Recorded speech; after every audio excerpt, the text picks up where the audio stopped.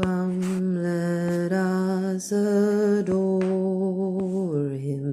Oh, come, let us adore him. Oh, come, let us adore him. O Christ the Lord. The beginning. In the beginning God created the heavens and the earth. Now the earth was formless and empty. Darkness was over the surface of the deep, and the Spirit of God was hovering over the waters. And God said, "Let there be light," and there was light. God saw that the light was good, and he separated the light from the darkness. God called the light day, and the darkness he called night. And there was evening, and there was morning, the first day. And God said, "Let there be vault between the waters, to separate water from water." So God made the vault, and separated the water under the vault from the water above it. And it was so. God called the vault sky, and there was evening, and there was morning, the second day. And God said, "Let the water under the sky be gathered to one place, and let dry ground appear." And it was so. God called the dry ground land, and the gathered waters he called seas. And God saw that it was good. Then God said, "Let the land produce vegetation, seed-bearing plants and trees on the land that bear fruit with seed in it, according to their various kinds." And it was so. The land produced vegetation, plants bearing seed according to The land produced vegetation, plants bearing seed according to their kinds, and trees bearing fruit with seed in it according to their kinds. And God saw that it was good. And there was evening, and there was morning, the third day. And God said, "Let there be lights in the vault of the sky, to separate the day from the night, and let them serve as signs to mark sacred times and days and years. And let them be lights in the vault of the sky to give light to the earth." And it was so. God made two great lights, the greater light to govern the day, and the lesser light to govern the night. He also made the stars. God set them in the vault of the sky to give light on the earth, to govern the day and the night, and to separate light from darkness. And God saw that it was good. And there was evening, and there was morning, the fourth day. And God said, "Let the water teem with the living creatures, and let birds fly above the earth across the vault of the sky." So God created the great creatures of the sea, and every living thing with which the water teems, and that moves about in it according to their kinds, and every winged bird according to its kind. And God saw that it was good. God blessed them and said, "Be fruitful and increase in numbers, and fill the water in the seas, and let the birds increase on the earth." And there was evening, and there was morning, the fifth day. And God said, "Let the land produce living creatures according to their kinds, the livestock, the creatures that move along along the ground, and the wild animals, each according to its kind." And it was so. God made the wild animals according to their kinds, the livestock according to their kinds, and all the creatures that move along the ground according to their kinds. And God saw that it was good. Then God said, "Let us make mankind in our image, in our likeness, so that they may rule over the fish in the sea and the birds in the sky, over the livestock and all the wild animals, and over all creatures that move along the ground." So God created mankind in his own image. In the image of God he created them, male and female he created them. God blessed them and said to them, "Be fruitful and increase in number. Fill the earth and subdue it. Rule over the fish in the sea and the birds in the sky, and over every living creature that moves on the ground." Then God said, "I give you every seed-bearing plant on the face of the whole earth, and every tree that has fruit with seed in it. They will be yours for food. And to all the beasts of the earth, and all the birds in the sky, and all the creatures that move along the ground, everything that has the breath of life in it, I give every green plant for food. And it was so. God saw all that he had made, and it was very good. And there was evening, and there was morning, the sixth day. Oh, come, let us adore him. Oh, come, let us adore him. O Christ the Lord.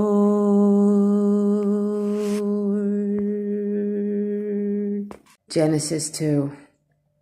Thus the heavens and the earth were completed in all their vast array. By the seventh day, God had finished the work he had been doing. So on the seventh day, he rested from all his work. Then God blessed the seventh day and made it holy, because on it he rested from all the work of creating that he had done. Adam and Eve. This is the account of the heavens and the earth when they were created, when the Lord God made the earth and the heavens. Now no shrub had yet appeared on earth, and no plant had yet sprung up, for the Lord God had not sent rain on the earth, and there was no one to work the ground. But streams came up from the earth and watered the whole surface of the ground. Then the Lord God formed a man from the dust of the ground and breathed into his nostrils the breath of life, and the man became a living being. Now the Lord God had planted a garden in the east, in Eden, and there he put the man he had formed. The Lord God made all kinds of trees grow out of the ground, trees that were pleasing to the eye and good for food. In the middle of the garden were the tree of life and the tree of the knowledge of good and evil. A river watering the garden flowed from Eden. From there it was separated into 4 headwaters. The name of the first is the Pishon. It winds through the entire land of Havilah, where there is gold. The gold of that land is good. Aromatic resin and onyx are also there. The name of the second river is the Gihon. It winds through the entire land of Cush. The name of the third river is the Tigris. It turns along the east side of Ashur. And the fourth river is the Euphrates. The Lord God took the man and put him in the Garden of Eden to work it and take care of it. And the Lord God commanded the man, "You are free to eat from any tree in the garden, but you must not eat from the tree of the knowledge of good and evil, for when you eat from it, you will certainly die." The Lord God said, "It is not good for the man to be alone. I will make a helper suitable for him." Now the Lord God had formed out of the ground all the wild animals and all the birds in the sky. He brought them to the man to see what he would name them, and whatever the man called each living creature, that was its name. So the man gave names to all the livestock, the birds in the sky, and all the wild animals. But for Adam, no suitable helper was found. So the Lord God caused the man to fall into a deep sleep. And while he was sleeping, he took one of the man's ribs and then closed up the place with flesh. Then the Lord God made a woman from the rib he had taken out of the man, and he brought her to the man. The man said, "This is now bone of my bones and flesh of my flesh. She shall be called woman, for she was taken out of man." That is why a man leaves his father and mother and is united to his wife, and they become one flesh. Adam and his wife were both naked, and they felt no shame. Genesis 3. The fall. Now the serpent was more crafty than any of the wild animals the Lord God had made. He said to the woman, "Did God really say you must not eat from any tree in the garden?" The woman said to the serpent, "We may eat fruit from the trees in the garden, but God said, 'You must not eat fruit from the tree that is in the middle of the garden, and you must not touch it, or you will die.'" "You will certainly not die," the serpent said to the woman, "for God knows that when you eat from it, your eyes will be opened, and you will be like God, knowing good and evil." When the woman saw that the fruit of the tree was good for food and pleasing to the eye, and also desirable for gaining wisdom, she took some and ate it. She also gave some to her husband, who was with her, and he ate it. Then the eyes of both of them were opened, and they realized they were naked. So they sewed fig leaves together and made coverings for themselves. Then the man and his wife heard the sound of the Lord as he was walking in the garden in the cool of the day, and they hid from the Lord God among the trees of the garden. But the Lord God called to the man, "Where are you?" He answered, "I heard you in the garden, and I was afraid because I was naked, so I hid." And he said, "Who told you that you were naked? Have you eaten from the tree that I commanded you not to eat from?" The man said, "The woman you put here with me, she gave me some fruit from the tree, and I ate it." Then the Lord God said to the woman, "What is this you have done?" The woman said, "The serpent deceived me, and I ate."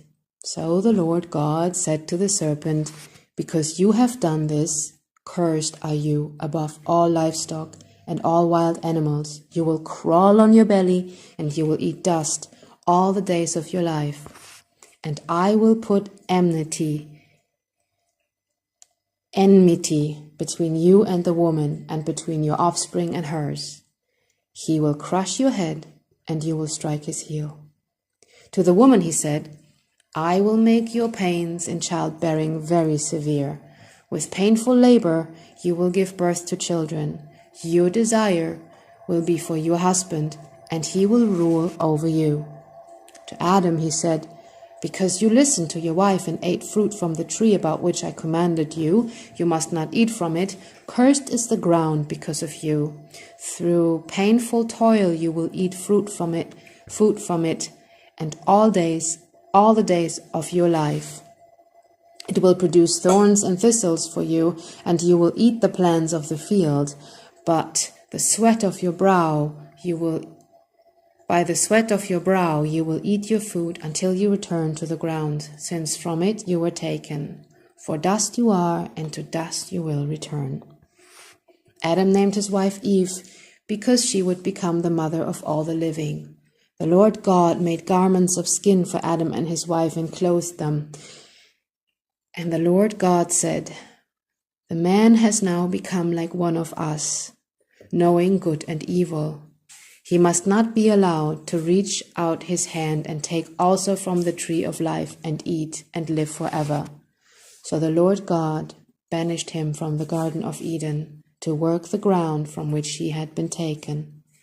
After he drove the man out, he placed on the east side of the Garden of Eden cherubim and a flaming sword flashing back and forth to guard the way to the tree of life.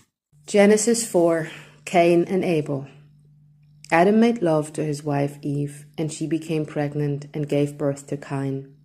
She said, "With the help of the Lord, I have brought forth a man." Later she gave birth to his brother Abel. Now, Abel kept flocks, and Cain worked the soil.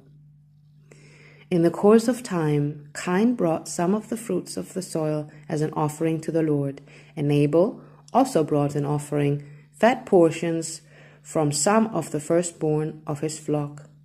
The Lord looked with favor on Abel and his offering, but on Cain and his offering he did not look with favor. So Cain was very angry, and his face was downcast. Then the Lord said to Cain, "Why are you angry? Why is your face downcast? If you do what is right, you will not be accepted, but if you do not do what is right, sin is crouching at your door. It desires to have you, but you must rule over it." Now Cain said to his brother Abel, "Let's go out to the field." While they were in the field, Cain attacked his brother Abel and killed him. Then the Lord said to Cain, "Where is your brother Abel?" "I don't know," he replied. "Am I my brother's keeper?" The Lord said, "What have you done? Listen, your brother's blood cries out to me from the ground. Now you are under a curse and driven from the ground, which opened its mouth to receive your brother's blood from your hand. When you work the ground, it will no longer yield its crops for you. You will be a restless wanderer on the earth." Cain said to the Lord, "My punishment is more than I can bear. Today you are driving me from the land, and I will be hidden from your presence. I will be a restless wanderer on the earth, and whoever finds me will kill me." But the Lord said to him, "Not so. Anyone who kills Cain will suffer vengeance 7 times over."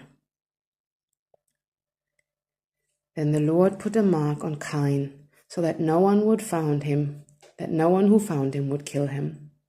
So Cain went out from the Lord's presence and lived in the land of Nod, east of Eden.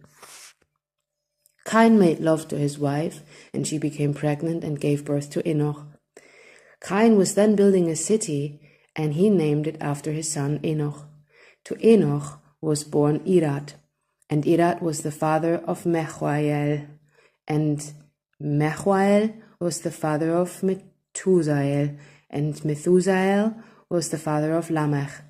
Lamech married 2 women, one named Adah and the other Zillah. Adah gave birth to Jabal, and was the father of those who live in tents and raise livestock.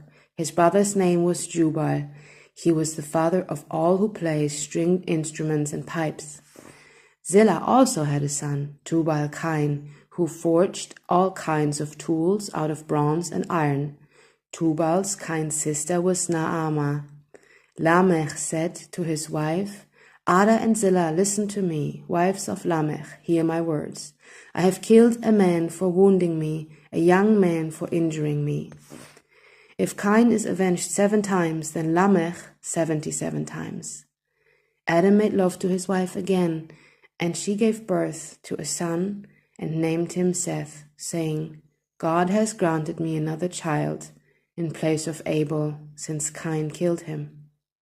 Seth also had a son, and he named him Enosh. At the time, people began to call the name of the Lord. Genesis 5, from Adam to Noah. This is the written account of Adam's family line. When God created mankind, he made them in the likeness of God. He created them male and female and blessed them, and he named them mankind when they were created. When Adam had lived 130 years, he had a son in his own likeness, in his own image, and he named him Seth. After Seth was born, Adam lived 800 years and had other sons and daughters. Altogether, Adam lived a total of 930 years, and then he died. When Seth had lived 105 years, he became the father of Enosh. After he became the father of Enosh, Seth lived 807 years and had other sons and daughters. Altogether, Seth lived a total of 912 years, and then he died. When Enosh had lived 90 years, he became the father of Kenan. After he became the father of Kenan, Enosh lived 850 years and had other sons and daughters. Altogether, Enosh lived a total of 905 years, and then he died. When Kenan had lived 70 years, he became the father of Mahalalel. After he became the father of Mahalalel, Kenan lived 840 years and had other sons and daughters. Altogether, Kenan lived a total of 910 years, and then he died. When Mahalalel had lived 65 years, he became the father of Jared. After he became the father of Jared, Mahalalel lived 830 years and had other sons and daughters. Altogether, Mahalalel lived a total of 895 years, and then he died. When Jared had lived 162 years, he became the father of Enoch. After he became the father of Enoch, Jared lived 800 years and had other sons and daughters. Altogether, Jared lived a total of 962 years, and then he died. When Enoch had lived 65 years, he became the father of Methuselah. After he became the father of Methuselah, Enoch walked faithfully with God 300 years and had other sons and daughters. Altogether, Enoch lived a total of 365 years. Enoch walked faithfully with God. Then he was no more, because God took him away. When Methuselah had lived 187 years, he became the father of Lamech. After he became the father of Lamech, Methuselah lived 782 years and had other sons and daughters. Altogether, Methuselah lived a total of 969 years, and then he died. When Lamech had lived 182 years, he had a son. He named him Noah and said, "He will comfort us in the labor and painful toil of our hands caused by the ground the Lord has cursed." After Noah was born, Lamech lived 595 years and had other sons and daughters. Altogether, Lamech lived a total of 777 years, and then he died. After Noah was 500 years old, he became the father of Shem, Ham, and Japheth. Genesis 6. Wickedness in the world. When human beings began to increase in number on the earth and daughters were born to them, the sons of God saw that the daughters of humans were beautiful, and they married any of them they chose. The Lord said, "My spirit will not content in humans forever, for they are mortal. Their days will be 120 years. The Nephilim were on the earth in those days, and also afterward, when the sons of God went to the daughters of humans and had children by them. They were the heroes of old men of renown. The Lord saw how great the wickedness of the human race had become on the earth, and that every inclination of the thoughts of human heart was only evil all the time. The Lord regretted that he had made human beings on the earth, and his heart was deeply troubled. The Lord said, "I will wipe from the face of the earth the human race I have created, and with them the animals, the birds, and the creatures that move along the ground. For I regret that I have made them." But Noah found favor in the eyes of the Lord. Noah and the flood.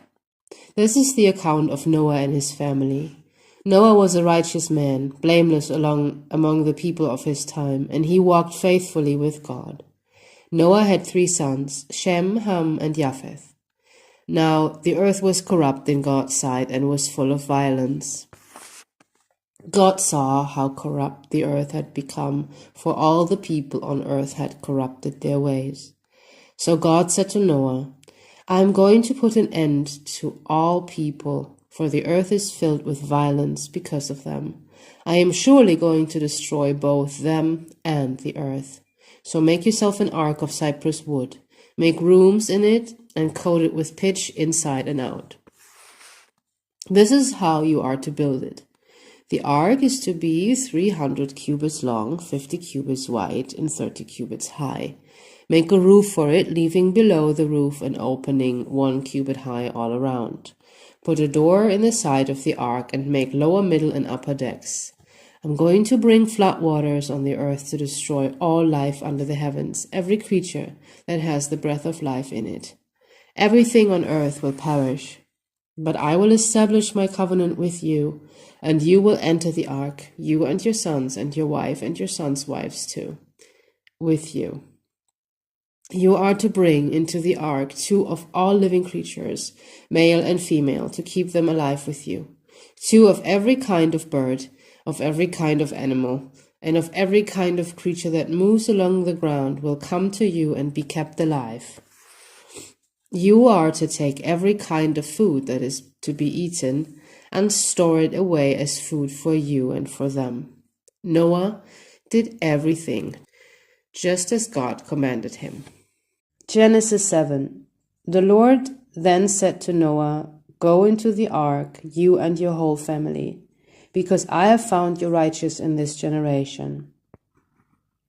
Take with you 7 pairs of every kind of clean animal, a male and its mate, and 1 pair of every kind of unclean animal, a male and its mate, and also 7 pairs of every kind of bird, male and female, to keep their various kinds alive throughout the earth.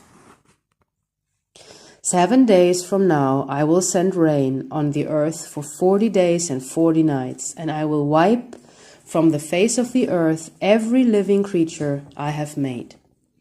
And Noah did all that the Lord commanded him. Noah was 600 years old when the floodwaters came on the earth, and Noah and his sons and his wife and his sons' wives entered the ark to escape the waters in the flood. Pairs of clean and unclean animals, of birds, and of all creatures that move along the ground, male and female, came to Noah and entered the ark, as God had commanded Noah. And after the 7 days the floodwaters came on the earth. In the 600th year of Noah's life, on the 17th day of the 2nd month, on that day all the springs of the great deep burst forth, and the floodgates of the heavens were opened. And rain fell on the earth 40 days and 40 nights. On that very day Noah and his sons, Shem, Ham, and Japheth, together with his wife and the wives of his 3 sons, entered the ark. They had with them every wild animal according to its kind, all livestock according to their kinds, every creature that moves along the ground according to its kinds, and every bird according to its kind, everything with wings. Pairs of all creatures that have the breath of life in them came to Noah and entered the ark. The animals going in were male and female of every living thing, as God had commanded Noah. Then the Lord shut him in. For 40 days the flood kept coming on the earth, and as the waters increased, they lifted the ark high above the earth. The waters rose and increased greatly on the earth, and the ark floated on the surface of the water. They rose greatly on the earth, and all the high mountains under the entire heavens were covered. The waters rose and covered the mountains to a depth of more than 15 cubits. Every living thing that moved on land perished, birds, livestock, wild animals, and all creatures that swarm over the earth, and all mankind. Everything on dry land that had the breath of life in its nostrils died. Every living thing on the face of the earth was wiped out, people and animals, and the creatures that move along the ground, and the birds were wiped from the earth. Only Noah was left, and those with him in the ark, and the waters flooded the earth for 150 days. Genesis 8. But God remembered Noah and all the wild animals and the livestock that were with him in the ark, and he sent a wind over the earth, and the waters receded. Now the springs of the deep and the floodgates of the heavens had been closed, and the rain had stopped falling from the sky. The water receded steadily from the earth. At the end of the 150 days the water had gone down, and on the 17th day, on the 7th month, the ark came to rest on the mountains of Ararat. The waters continued to recede until the 10th month, and on the first day of the 10th month, the top of the mountains became visible. After 40 days, Noah opened a window he had made in the ark, and sent out a raven, and it kept flying back and forth until the water had dried up from the earth. Then he sent out a dove to see if the water had receded from the surface of the ground. But the dove could find nowhere to perch because there was water all over the surface of the earth. So it returned to Noah in the ark.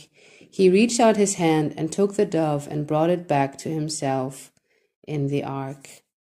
He waited 7 more days and again sent out the dove from the ark. When the dove returned to him in the evening, there in its beak was a freshly plucked olive leaf. Then Noah knew that the water had receded from the earth. He waited 7 more days and sent the dove out again, but this time it did not return to him. By the first day of the first month of Noah's 601st year, the water had dried up from the earth. Noah then removed the covering from the ark and saw that the surface of the ground was dry. By the 27th day on the 2nd month, the earth was completely dry. Then God said to Noah, "Come out of the ark, you and your wife and your sons and their wives. Bring out every kind of living creature that is with you, the birds, the animals, and all the creatures that move along the ground, so they can multiply on the earth and be fruitful and increase in number on it." So Noah came out together with his sons and his wife and his sons' wives. All the animals and all the creatures that move along the ground and all the birds, everything that moves on land came out of the ark, one kind after another. Then Noah built an altar to the Lord, and taking some of all the clean animals and clean birds, he sacrificed burnt offerings on it. The Lord smelt the pleasing aroma and said in his heart, "Never again will I curse the ground because of humans, even though every inclination of the human heart is evil from childhood, and never again will I destroy all living creatures as I have done. As long as the earth endures, seedtime and harvest, cold and heat, summer and winter, day and night will never cease." Genesis 9. God's covenant with Noah. Then God blessed Noah and his sons, saying to them, "Be fruitful and increase in number and fill the earth. The fear and dread of you will fall, and all the beasts of the earth, and all the birds in the sky, on every creature that moves along the ground, and on all the fish in the sea. They are given into your hands. Everything that lives and moves about will be food for you. Just as I gave you the green plants, I now give you everything. But you must not eat meat that has its lifeblood still in it. And for your lifeblood, I will surely demand an accounting. I will demand an accounting from every animal, and from each human being too. I will demand an accounting for the life of another human being. Whoever sheds human blood, by humans shall their blood be shed. For in the image of God has God made mankind. As for you, be fruitful and increase in number, multiply on the earth and increase upon it." Then God said to Noah and to his sons with him, "I now establish my covenant with you, and with your descendants after you, and with every living creature that was with you, the birds, the livestock, and all the wild animals, all those that came out of the ark with you, every living creature on earth. I establish my covenant with you. Never again will all life be destroyed by the waters of a flood. Never again will there be a flood to destroy the earth." And God said, "This is the sign of the covenant I am making between me and you and every living creature with you, a covenant for all generations to come. I have set my rainbow in the clouds, and it will be the sign of the covenant between me and the earth. Whenever I bring clouds over the earth, and the rainbow appears in the clouds, I will remember my covenant between me and you and all living creatures of every kind. Never again will the waters become a flood to destroy all life. Whenever the rainbow appears in the clouds, I will see it and remember the everlasting covenant between God and all living creatures of every kind on the earth." So God said to Noah, "This is the sign of the covenant I have established between me and all life on the earth. The sons of Noah. The sons of Noah who came out of the ark were Shem, Ham, and Japheth. Ham was the father of Canaan. These were the 3 sons of Noah, and from them came the people who were scattered over the whole earth. Noah, a man of the soil, proceeded to plant a vineyard. When he drank some of its wine, he became drunk and lay uncovered inside his tent. Ham, the father of Canaan, saw his father naked and told his 2 brothers outside. But Shem and Japheth took a garment and laid it across their shoulders. Then they walked in backward and covered their father's naked body. Their faces were turned to the other way so that they would not see their father naked. When Noah awoke from his wine and found out what his youngest son had done to him, he said, "Cursed be Canaan, the lowest of slaves will he be to his brothers." He also said, "Praise be to the Lord, the God of Shem. May Canaan be the slave of Shem. May God extend Japheth's territory. May Japheth live in the tents of Shem, and may Canaan be the slave of Japheth." After the flood, Noah lived 350 years. Noah lived a total of 950 years, and then he died. Genesis 10, the Table of Nations. This is the account of Shem, Ham, and Japheth, Noah's sons, who themselves had sons after the flood. The Japhethites. The sons of Japheth, Jomer, Magog, Madai, Javan, Tubal, Meshech, and Tyrus. The sons of Gomer, Ashkenaz, Riphath, and Togarmah. The sons of Javan, Elisha, Tarshish, the Kittitites, and the Rodanites. From these the maritime peoples spread out into their territories by their clans within their nations, each with its own language. The Hamites. The sons of Ham, Cush, Egypt, Put, and Canaan. The sons of Cush, Zeba, Havilah, Sabbath, Raama, and Sabteka. The sons of Raama, Sheba, and Dedan. Cush was the father of Nimrod, who became a mighty warrior on the earth. He was a mighty hunter before the Lord. That is why it is said, like Nimrod, a mighty hunter before the Lord. The first centers of his kingdom were Babylon, Uruk, Akkad, and Calneh in Shinar. From that land he went to Assyria, where he built Nineveh, Rehoboth, Ir, and Calah, and Rezin, which is between Nineveh and Calah, which is the great city. Egypt was the father of the Ludites, Anamites, Lehabatites, and Naphtuhites,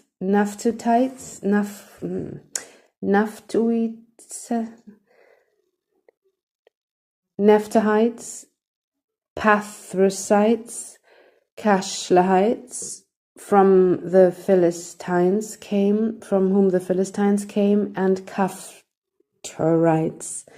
Canaan was the father of Sidon, his firstborn, and of the Hittites, Jebusites, Amorites, Girgashites, Hivatites, Archites, Sinites, Arvadites, Zemarites, and Hamathites. Later, the Canaanites clans scattered, and the borders of Canaan reached from Sidon toward Gerar, as far as Gaza, and then toward Sodom, Gomorrah, Admah, and Seboim, as far as Lasha. There are the sons of Ham, by their clans and languages and their territories and nations. The Semites. Sons were also born to Shem, whose older brother was Japheth. Shem was the ancestor of all the sons of Eber. The sons of Shem, Elam, Ashur, Arphaxad, Lut, and Aram. The sons of Aram, Uz, Hul, Gether, and Meshech. Arphaxad was the father of Shelah, and Shelah the father of Eber. 2 sons were born to Eber. One was named Peleg, because in his name the earth was divided. His brother was named Joktan. Joktan was the father of Almodad, Sheleph, Hazarmaveth, Jerah, Hadoram, Uzal, Dikla, Obal, Abimael, Sheba, Ophir, Havilah, and Jobab. All these were sons of Joktan. The region where they lived stretched from Mesha towards Sephar in the eastern hill country. These are the sons of Shem by their clans and languages, in their territories and nations. These are the clans of Noah's sons according to their lines of descent, with their nations. From these the nations spread out over the earth after the flood. Genesis 11. The Tower of Babel. Now the whole world had one language and a common speech. As people moved eastward, they found a plain in Shinar and settled there. They said to each other, "Come, let's make bricks and bake them thoroughly." They used brick instead of stone and tar for mortar. They said, "Come, let us build ourselves a city with a tower that reaches to the heavens, so that we may make a name for ourselves. Otherwise we will be scattered over the face of the whole earth."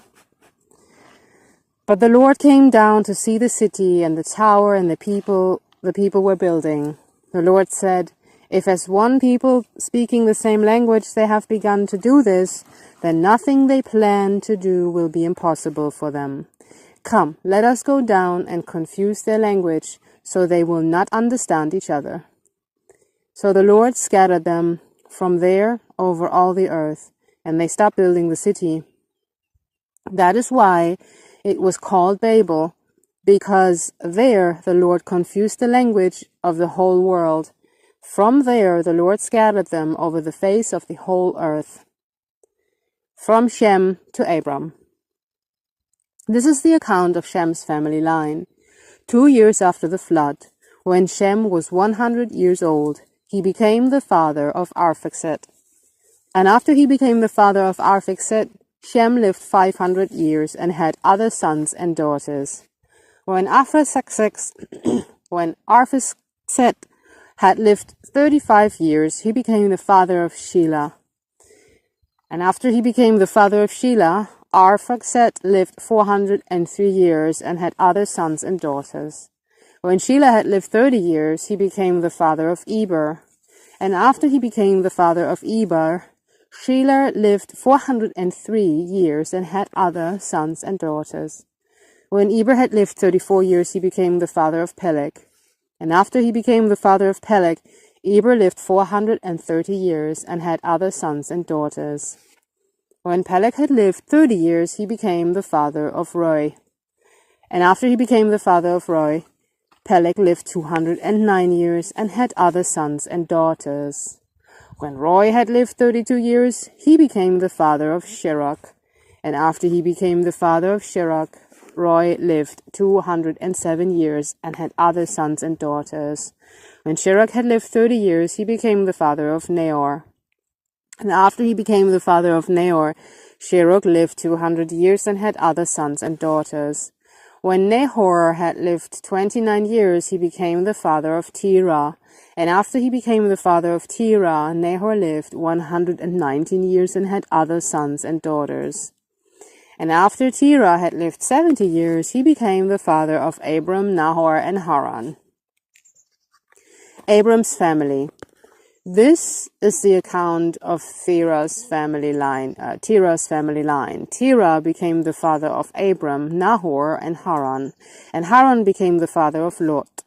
While his father Terah was still alive, Haran died in Ur of the Chaldeans in the land of his birth. Abram and Nahor both married. The name of Abram's wife was Sarai, and the name of Nahor's wife was Milcah. She was the daughter of Haran, the father of both Milcah and Iscah.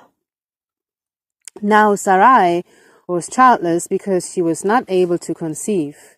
Terah took his son Abram, his grandson Lot, son of Haran, and his daughter-in-law Sarai, the wife of his son Abram, and together they set out from Ur of the Chaldeans to go to Canaan. But when they came to Haran, they settled there.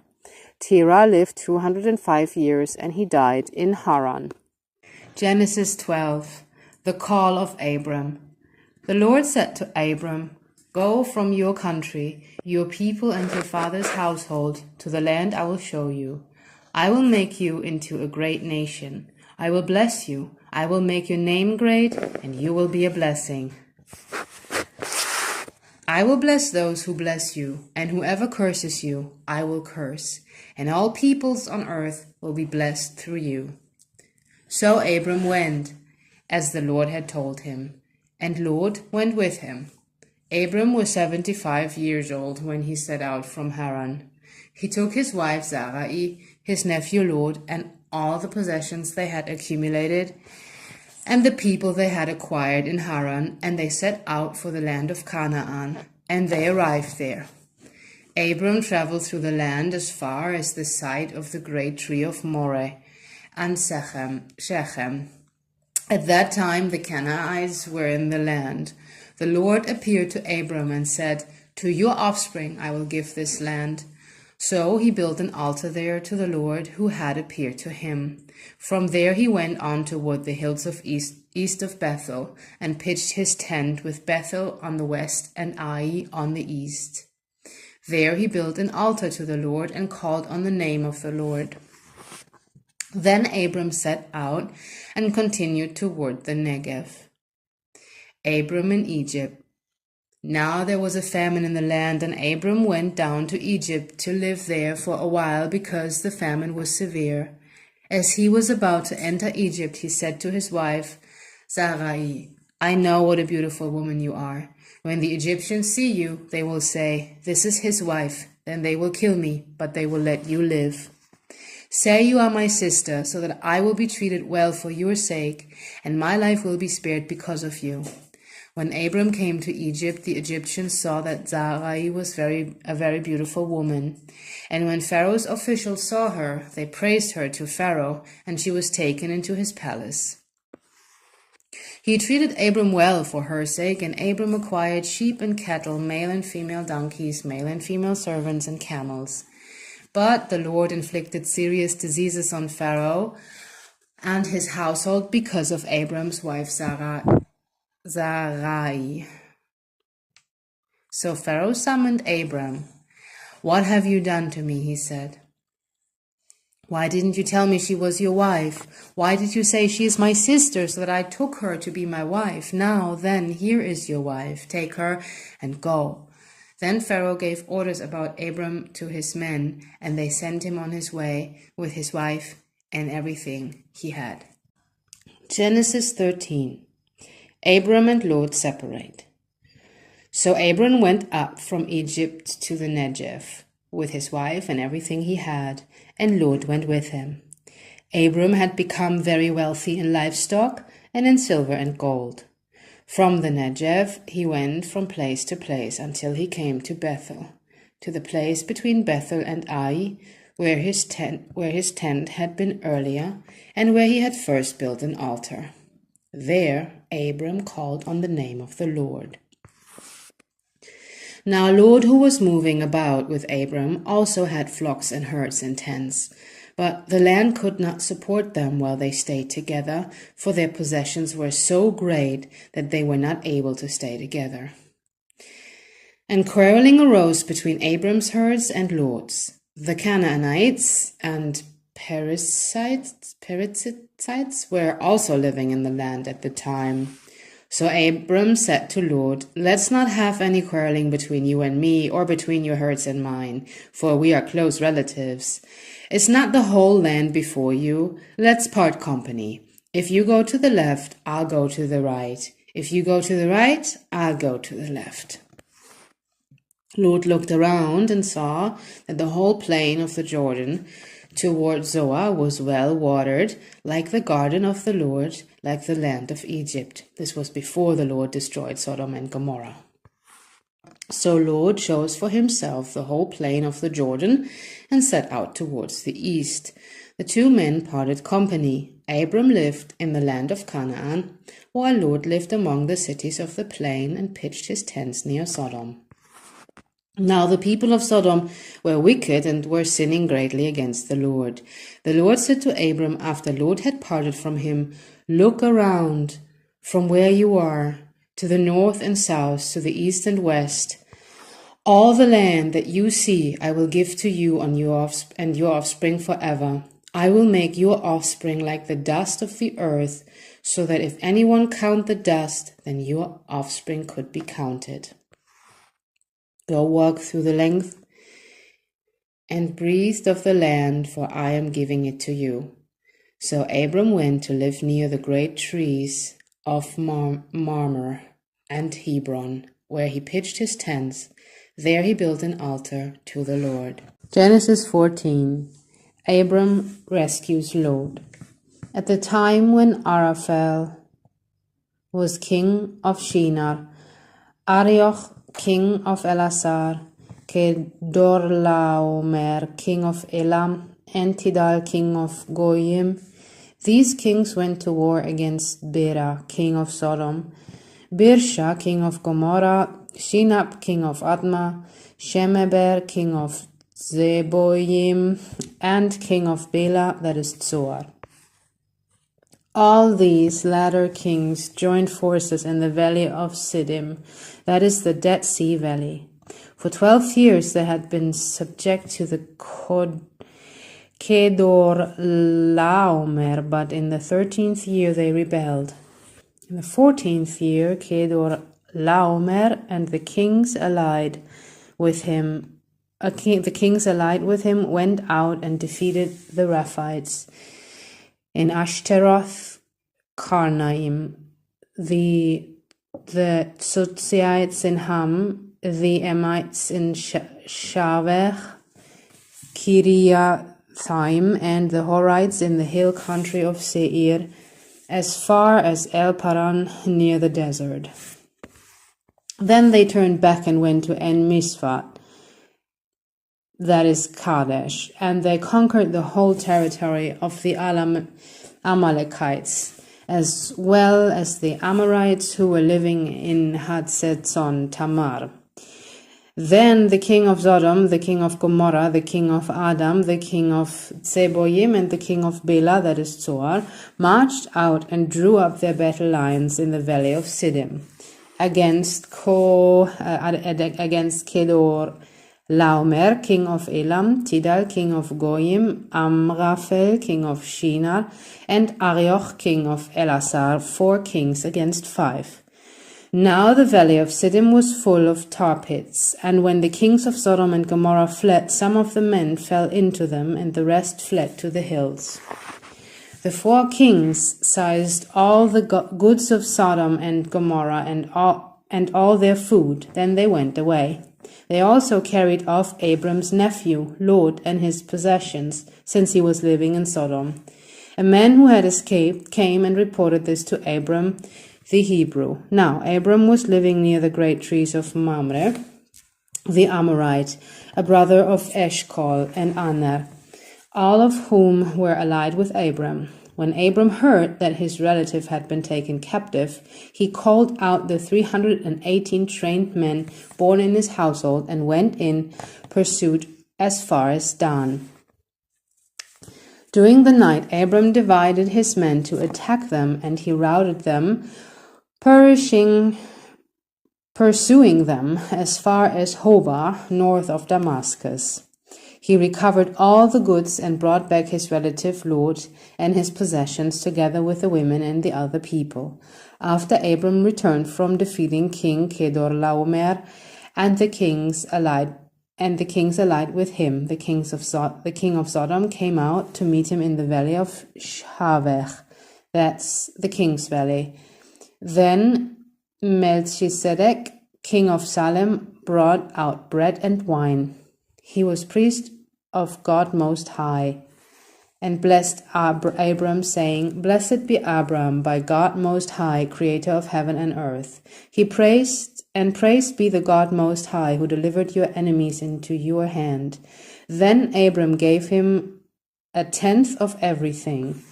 The king of Sodom said to Abram, Give me the people, and keep the goods for yourself. But Abram said to the king of Sodom, With raised hand I have sworn an oath to the Lord God Most High, creator of heaven and earth, that I will accept nothing belonging to you, not even a thread or the strap of a sandal, so that you will never be able to say, I made Abram rich.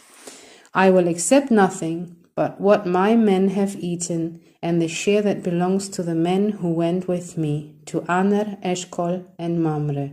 Let them have their share. Genesis 15. The Lord's covenant with Abram. After this, the word of the Lord came to Abram in a vision. Do not be afraid, Abram. I am your shield, your very great reward. But Abram said, Sovereign Lord, what can you give me since I remain childless? And the one who will inherit my estate is Eliezer of Damascus. And Abram said, You have given me no children, so a servant in my household will be my heir. Then the word of the Lord came to him, This man will not be your heir, but a son who is your own flesh and blood will be your heir. He took him outside and said, Look up at the sky and count the stars, if indeed you can count them. Then he said to him, So shall your offspring be. Abraham believed the Lord, and he credited it to him as righteousness. He also said to him, I am the Lord who brought you out of Ur of the Chaldeans to give you this land to take possession of it. But Abram said, Sovereign Lord, how can I know that I will gain possession of it? So the Lord said to him, Bring me a heifer, a goat, and a ram, each 3 years old, along with a dove and a young pigeon. Abram brought all these to him, cut them in two, and arranged the halves opposite each other. The birds, however, he did not cut in half. Then birds of prey came down on the carcasses, but Abraham drove them away. As the sun was setting, Abraham fell into a deep sleep, and a thick and dreadful darkness came over him. Then the Lord said to him, Know of certain that for 400 years your descendants will be strangers in a country not their own, and that they will be enslaved and mistreated there. But I will punish the nation they serve as slaves, and afterward they will come out with great possessions. You, however, will go to your ancestors in peace and be buried at a good old age. In the 4th generation your descendants will come back here, for the sin of the Amorites has not yet reached its full measure. When the sun had set and darkness had fallen, a smoking fire pot with a blazing torch appeared and passed between the pieces. On that day the Lord made a covenant with Abram and said, To your descendants I give this land, from the Wadi of Egypt to the great river, the Euphrates, the land of the Kenites, Kenizzites, and Cadmonites, Hittites, Perizzites, Raphites, Amorites, Canaanites, Girgashites, and Jebusites. Genesis 16. Hagar and Ishmael. Now Sarai, Abram's wife, had borne him no children, but she had an Egyptian slave named Hagar. So she said to Abraham, The Lord has kept me from having children. Go sleep with my slave. Perhaps I can build a family through her. Abram agreed with Sarai. So after Abram had been living in Canaan 10 years, Sarai, his wife, took her Egyptian slave Hagar and gave her to her husband to be his wife. He slept with Hagar, and she conceived. When she knew she was pregnant, she began to despise her mistress. Then Sarai said to Abram, You are responsible for the wrong I am suffering. I put my slave in your arms, and now that she knows she is pregnant, she despises me. May the Lord judge between you and me. Your slave is in your hands, Abram said. Do with her whatever you think best. Then Sarai mistreated Hagar, so she fled from her. The angel of the Lord found Hagar near a spring in the desert. It was a spring that is beside the road to Shur. And he said, Hagar, slave of Sarai, where have you come from, and where are you going? I'm running away from my mistress Sarai, she answered. Then the angel of the Lord told her, Go back to your mistress and submit to her.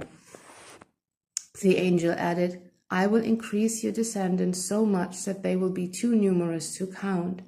The angel of the Lord also said to her, You are now pregnant, and you will give birth to a son. You shall name him Ishmael, for the Lord has heard of your misery. He will be a wild donkey of a man. His hand will be against everyone, and everyone's hand against him, and he will live in hostility towards all his brothers. She gave this name to the Lord who spoke to her.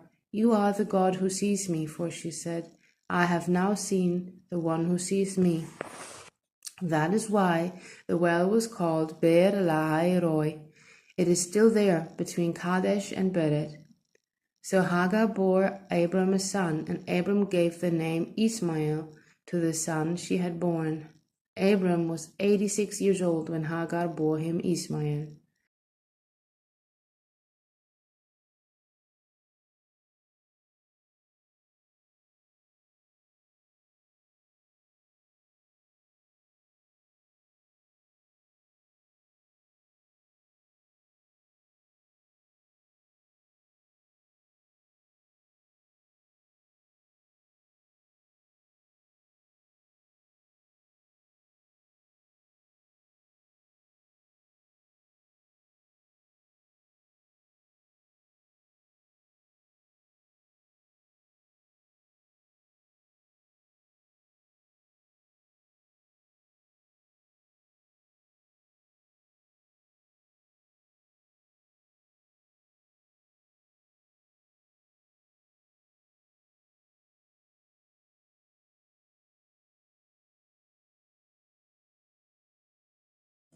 Genesis 17, the covenant of circumcision.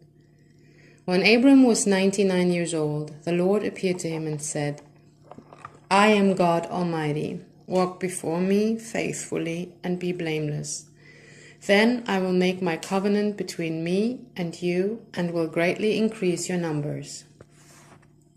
Abram fell face down, and God said to him, As for me, this is my covenant with you. You will be the father of many nations. No longer will you be called Abram. Your name will be Abraham, for I have made you a father of many nations. I will make you very fruitful. I will make nations of you, and kings will come from you. I will establish my covenant as an everlasting covenant between me and you and your descendants after you for the generations to come, to be your God and the God of your descendants after you. The whole land of Canaan, where you now reside as a foreigner, I will give as an everlasting possession to you and your descendants after you, and I will be their God. Then God said to Abram, As for you, you must keep my covenant, you and your descendants after you, for the generations to come. This is my covenant with you and your descendants after you, the covenant you are to keep. Every male among you shall be circumcised. You are to undergo circumcision, and it will be the sign of the covenant between me and you. For the generations to come, every male among you who is 8 days old must be circumcised, including those born in your household or brought with money from a foreigner, those who are not your offspring. Whether born in your household or brought with your money, they must be circumcised. My covenant in your flesh is to be an everlasting covenant. Any circumcised male who has not been circumcised in the flesh will be cut off from his people. He has broken my covenant. God also said to Abraham, As for Sarai, your wife, you are no longer called Sarai. Her name will be Sarah. I will bless her, and I will surely give you a son by her. I will bless her so that she will be the mother of nations. Kings of peoples will come from her. Abraham fell face down. He laughed and said to himself, Will a son be born to a man 100 years old? Will Sarah bear a child at the age of 90? And Abraham said to God, If only Ishmael might live under your blessing. Then God said, Yes, but your wife Sarah will bear you a son, and you will call him Isaac. I will establish my covenant with him as an everlasting covenant for his descendants after him.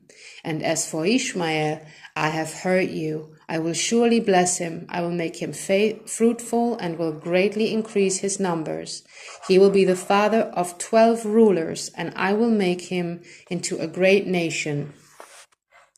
But my covenant I will establish with Isaac, whom Sarah will bear to you by this time next year. When he had finished speaking with Abraham, God went up from him. On that very day, Abraham took his son Ishmael and all those born in his household or bought with his money, every male in his household, and circumcised them, as God told him. Abraham was 99 years old when he was circumcised, and his son Ishmael was 13. Abraham and his son Ishmael were both circumcised on that very day. And every male in Abraham's household, including those born in his household or brought from a foreigner, was circumcised with him. Genesis 18. The three visitors. The Lord appeared to Abraham near the great trees of Mamre, while he was sitting in the entrance to his tent in the heat of the day. Abraham looked up and saw 3 men standing nearby. When he saw them, he hurried from the entrance of his tent to meet them and bowed low to the ground. He said, If I have found favor in your eyes, my lord, do not pass your servant by. Let a little water be brought, and then you may all wash your feet and rest under this tree. Let me get you something to eat, so you can be refreshed and then go on your way, now that you have come to your servant. Very well, they answered. Do as you say. So Abraham hurried into the tent to Sarah. Quick, he said, get 3 sheaves of the finest flour and knead it and bake some bread. Then he ran to the herd and selected a choice tender calf and gave it to a servant who hurried to prepare it. And then he brought some curds and milk and the calf that had been prepared and set these before them. While they ate, he stood near them under a tree. Where is your wife, Sarah? They asked him. There, in the tent, he said. Then one of them said, I will surely return to you about this time next year, and Sarah, your wife, will have a son. Now Sarah was listening at the entrance to the tent, which was behind him. Abraham and Sarah were already very old, and Sarah was past the age of childbearing. So Sarah laughed to herself as she thought, After I am worn out and my Lord is old, will I now have this pleasure? Then the Lord said to Abraham, Why did Sarah laugh and say, Will I really have a child now that I am old? Is anything too hard for the Lord? I will return to you at the appointed time next year, and Sarah will have a son. Sarah was afraid, so she lied and said, I did not laugh. But he said, Yes, you did laugh. Abraham pleads for Sodom. When the men got up to leave, they looked down toward Sodom, and Abraham walked along with them to see them on their way. Then the Lord said, Shall I hide from Abraham what I am about to do? Abraham will surely become a great and powerful nation, and all nations on earth will be blessed through him. For I have chosen him so that he will direct his children and his household after him, to keep the way of the Lord by doing what is right and just, so that the Lord will bring about for Abraham what he has promised him. Then the Lord said, The outcry against Sodom and Gomorrah is so great, and their sins so grievous, that I will go down and see if what they have done is as bad as the outcry that has reached me. If not, I will know. The men turned away and went toward Sodom, but Abraham remained standing before the Lord. Then Abraham approached him and said, Will you sweep away the righteous with the wicked? What if there are 50 righteous people in the city? Will you really sweep it away and not spare the place for the sake of the 50 righteous people in it? Far be it from you to do such a thing, to kill the righteous with the wicked, treating the righteous and wicked alike. Far be it from you. Will not the judge of all the earth do right? The Lord said, If I find 50 righteous people in the city of Sodom, I will spare the whole place for their sake. Then Abraham spoke up again. Now that I have been so bold as to speak to the Lord, though I am nothing but dust and ashes, what if the number of the righteous is 5 less than 50? Will you destroy the whole city for lack of 5 people? If I find 45 there, he said, I will not destroy it. Once again he spoke to him. What if only 40 are found there? He said, For the sake of 40, I will not do it. Then he said, May the Lord not be angry, but let me speak. What if only 30 can be found there? He answered, I will not do it if I find 30 there. Abraham said, Now that I have been so bold as to speak to the Lord, what if only 20 can be found there? He said, For the sake of 20, I will not destroy it. Then he said, May the Lord not be angry, but let me speak just once more. What if only 10 can be found there? He answered, For the sake of 10, I will not destroy it. When the Lord had finished speaking with Abraham, he left, and Abraham returned home. Genesis 19. Sodom and Gomorrah destroyed. The 2 angels arrived at Sodom in the evening, and Lot was sitting in the gateway of the city. When he saw them, he got up to meet them and bowed down with his face to the ground. My lords, he said, please turn aside your servant's house. You can wash your feet and spend the night, and then do on your way early in the morning. No, they answered, we will spend the night in the square. But he insisted so strongly that they did not go with him and entered his house. He prepared a meal for them, baking bread without yeast, and they ate. Before they had gone to bed, all the men from every part of the city of Sodom, both young and old, surrounded the house. They called to Lot, Where are the men who came to you tonight?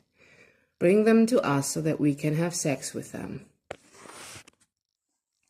Lot went outside to meet them and shut the door behind him and said, No, my friends, don't do this wicked thing. Look, I have 2 daughters who have never slept with a man. Let me bring them out to you, and you can do what you like with them. But don't do anything to these men, for they have come under the protection of my roof. Get out of our way, they replied. This fella came here as a foreigner, and now he wants to play the judge. We'll treat you worse than them. They kept bringing pressure on Lot and moved forward to break down the door. But the men inside reached out and pulled Lot back into the house and shut the door. Then they struck the men who were at the door of the house, young and old, with blindness, so they could not find the door. The 2 men said to Lot, Do you have anyone else here, sons-in-law or sons or daughters, or anyone else in the city who belongs to you? Get them out of here, because we are going to destroy this place. The outcry to the Lord against its people is so great that he has sent us to destroy it. So Lot went out and spoke to his sons-in-law who were pledged to marry his daughters. He said, Hurry and get out of this place, because the Lord is about to destroy the city. But his sons-in-law thought he was joking. With the coming of dawn, the angels urged Lot, saying, Hurry, take your wife and your 2 daughters who are here, or you will be swept away when the city is punished. When he insisted, the men grasped his hand and the hands of his wife and of his 2 daughters and led them safely out of the city, for the Lord was merciful to them. As soon as they had brought them out, one of them said, Flee for your lives, don't look back, and don't stop anywhere in the plain. Flee to the mountains, or you will be swept away. But Lot said to them, No, my lords, please. Your servant has found favor in your eyes, and you have shown great kindness to me in sparing my life, but I can't flee to the mountains. This disaster will overtake me and I'll die. Look, there is a town near enough to run to, and it is small. Let me flee to it. It is very small, isn't it? Then my life will be spared." He said to him, "Very well, I will grant this request too. I will not overthrow the town you speak of, but flee there quickly, because I cannot do anything until you reach it." That is why the town was called Zoar. By the time Lot reached Zoar, the sun had risen over the land. Then the Lord rained down burning sulfur on Sodom and Gomorrah, from the Lord out of the heavens. Thus he overthrew those cities and the entire plain, destroying all those living in the cities and also the vegetation in the land. But Lot's wife looked back, and she became a pillar of salt. Early the next morning, Abraham got up and returned to the place where he had stood before the Lord. He looked down toward Sodom and Gomorrah, toward all the land of the plain, and he saw dense smoke rising from the land like smoke from a furnace. So when God destroyed the cities of the plain, he remembered Abraham, and he brought Lot out of the catastrophe that overthrew the cities where Lot had lived. Lot and his daughters. Lot and his 2 daughters left Zoar and settled in the mountains, for he was afraid to stay in Zoar. He and his 2 daughters lived in a cave. One day the older daughter said to the younger, "Our father is old, and there is no man around here to give us children, as is the custom all over the earth. Let's get our father to drink wine and then sleep with him and preserve our family line through our father." That night they got their father to drink wine, and the older daughter went in and slept with him. He was not aware of it when she lay down or when she got up. The next day the older daughter said to the younger, "Last night I slept with my father.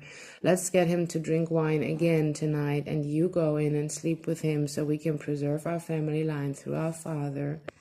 So they got their father to drink wine that night also, and the younger daughter went in and slept with him. Again he was not aware of it when she lay down or when she got up. So both of Lot's daughters became pregnant by their father. The older daughter had a son, and she named him Moab. He is the father of the Moabites today. The younger daughter also had a son, and she named him Ben-Ami, and he is the father of the Ammonites of today. Genesis 20. Abraham and Abimelech. Now Abraham moved on from there into the region of the Negev and lived between Kadesh and Shur. For a while he stayed in Gerar, and there Abraham said of his wife Sarah, "She's my sister." Then Abimelech, king of Gerar, sent for Sarah and took her. But God came to Abimelech in a dream one night and said to him, "You are as good as dead because of the woman you have taken. She is a married woman." Now Abimelech had not gone near her, so he said, "Lord, will you destroy an innocent nation? Did he not say to me, 'She's my sister,' and didn't she also say, 'He's my brother'? I have done this with clear conscience and clean hands." Then God said to him in the dream, "Yes, I know you did this with a clear conscience, and so I have kept you from sinning against me. That is why I do not let you touch her. Now return the man's wife, for he is a prophet, and he will pray for you, and you will live. But if you do not return her, you may be sure that you and all who belong to you will die." Early the next morning, Abimelech summoned all his officials, and when he told them all that had happened, they were very much afraid. Then Abimelech called Abraham and said, "What have you done to us? How have I wronged you that you have brought such great guilt upon me and my kingdom? You have done things to me that should never be done." And Abimelech asked Abraham, "What was your reason for doing this?" Abraham replied, "I said to myself, there's surely no fear of God in this place, and they will kill me because of my wife. Besides, she really is my sister, the daughter of my father, though not of my mother, and she became my wife. And when God had me wander from my father's household, I said to her, 'This is how you can show your love to me. Everywhere we go, say of me, he is my brother.' Then Abimelech brought sheep and cattle and male and female slaves and gave them to Abraham, and he returned Sarah his wife to him. And Abimelech said, "My land is before you. Live wherever you like." To Sarah he said, "I am giving your brother 1,000 shekels of silver. This is to cover the offense against you before all who are with you. You are completely vindicated." Then Abraham prayed to God, and God healed Abimelech, his wife, and his female slaves so they could have children again. For the Lord had kept all the women in Abimelech's household from conceiving because of Abraham's wife Sarah. Genesis 21, the birth of Isaac. Now the Lord was gracious to Sarah, as he had said, and the Lord did for Sarah what he had promised. Sarah became pregnant and bore a son to Abraham in his old age at the very time God had promised him. Abraham gave the name Isaac to the son Sarah bore him. When his son Isaac was 8 days old, Abraham circumcised him as God commanded him. Abram was 100 years old when his son Isaac was born to him. Sarah said, "God has brought me laughter, and everyone who hears about this will laugh with me." And she added, "Who would have said to Abraham that Sarah would nurse children? Yet I have borne him a son in his old age." Hagar and Ishmael sent away. The child grew and was weaned, and on the day Isaac was weaned, Abraham held a great feast. But Sarah saw that the son whom Hagar, the Egyptian, had borne to Abraham was mocking, and she said to Abraham, "Get rid of that slave woman and her son, for that woman's son will never share in the inheritance with my son Isaac." The matter distressed Abraham greatly, because it concerned his son. But God said to him, "Do not be so distressed about the boy and your slave woman. Listen to whatever Sarah tells you, because it is through Isaac that your offspring will be reckoned. I will make the son of the slave into a nation also, because he is your offspring."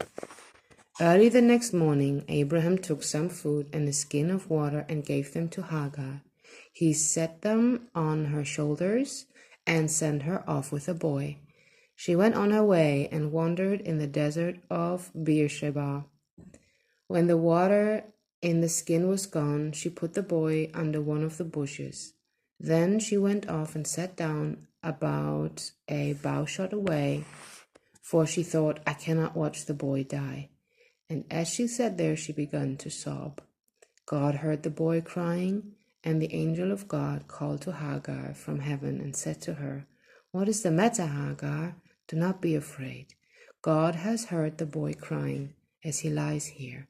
Lift the boy up and take him by hand, for I will make him into a great nation."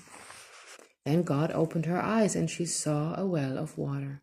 So she went and filled the skin with water and gave the boy a drink.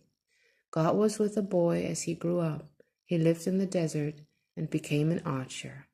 While he was living in the desert of Paran, his mother got a wife for him from Egypt. The treaty at Beersheba. At that time, Abimelech and Phicol, the commander of his forces, said to Abraham, "God is with you in everything you do. Now swear to me here before God that you will not deal falsely with me or my children or my descendants. Show to me and the country where you now reside as a foreigner the same kindness I have shown to you." Abraham said, "I swear it." Then Abraham complained to Abimelech about a wall of water that Abimelech's servants had seized. But Abimelech said, "I don't know who has done this. You did not tell me, and I heard about it only today." So Abraham brought sheep and cattle and gave them to Abimelech, and the two men made a treaty. Abraham set apart 7 ewe lambs from the flock, and Abimelech asked Abraham, "What is the meaning of these 7 ewe lambs you have set apart by themselves?" He replied, "Accept these 7 lambs from my hand as a witness that I dug this well." So that place was called Beersheba, because the two men swore an oath there. After the treaty had been made at Beersheba, Abimelech and Phicol, the commander of his forces, returned to the land of the Philistines. Abraham planted a tamarisk tree in Beersheba, and there he called on the name of the Lord, the eternal God. And Abraham stayed in the land of the Philistines for a long time. Genesis 22. Abraham tested. Sometime later, God tested Abraham. He said to him, "Abraham."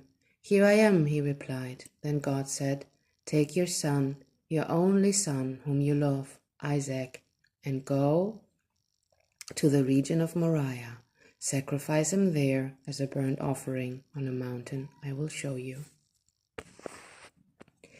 Early the next morning, Abraham got up and loaded his donkey. He took with him 2 of his servants and his son Isaac.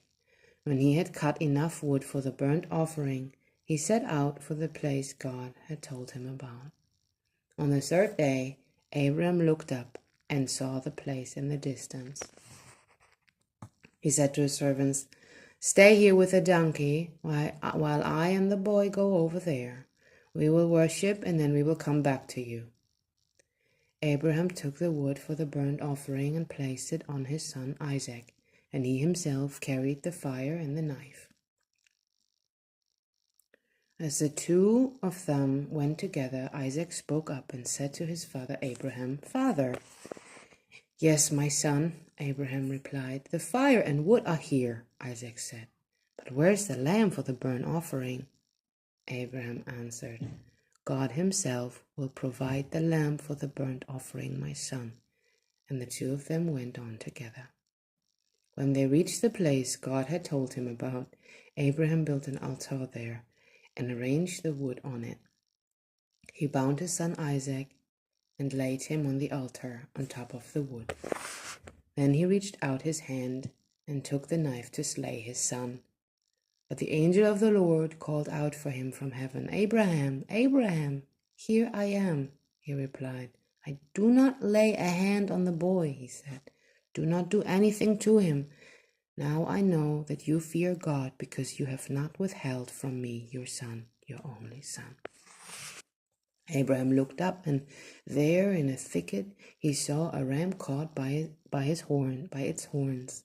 He went over and took the ram and sacrificed it as a burnt offering instead of his son. So Abraham called that the place the Lord will provide. And to this day it is said, "On the mountain of the Lord it will be provided." The angel of the Lord called to Abraham from heaven a second time and said, "I swear by myself, declares the Lord, that because you have done this, you have not withheld your son, your only son, I will surely bless you and make your descendants as numerous as the stars in the sky and as the sand on the seashore. Your descendants will take possession of the cities of their enemies, and through your offspring all nations on earth will be blessed because you have obeyed me." Then Abraham returned to his servants, and they set off together for Beersheba. And Abraham stayed in Beersheba. Nahor's sons. Sometime later, Abraham was told, "Milcah is also a mother. She has borne sons to your mother Nahor. Uz, the firstborn, Buz his brother, Kemuel, the father of Aram, Kezed, Hazo, Pildash, Jidlaph, and Bethuel. Bethuel became the father of Rebekah. Milcah bore these 8 sons to Abraham's brother Nahor. His concubine, whose name was Reumah, also had sons, Teba, Gaham, Tahash, and Maacah. Genesis 23. The death of Sarah. Sarah lived to be 127 years old. She died at Kiriath Arba, that is Hebron, in the land of Canaan. And Abraham went to mourn for Sarah and to weep over her. Then Abraham rose from beside his dead wife and spoke to the Hittites. He said, "I am a foreigner and stranger among you.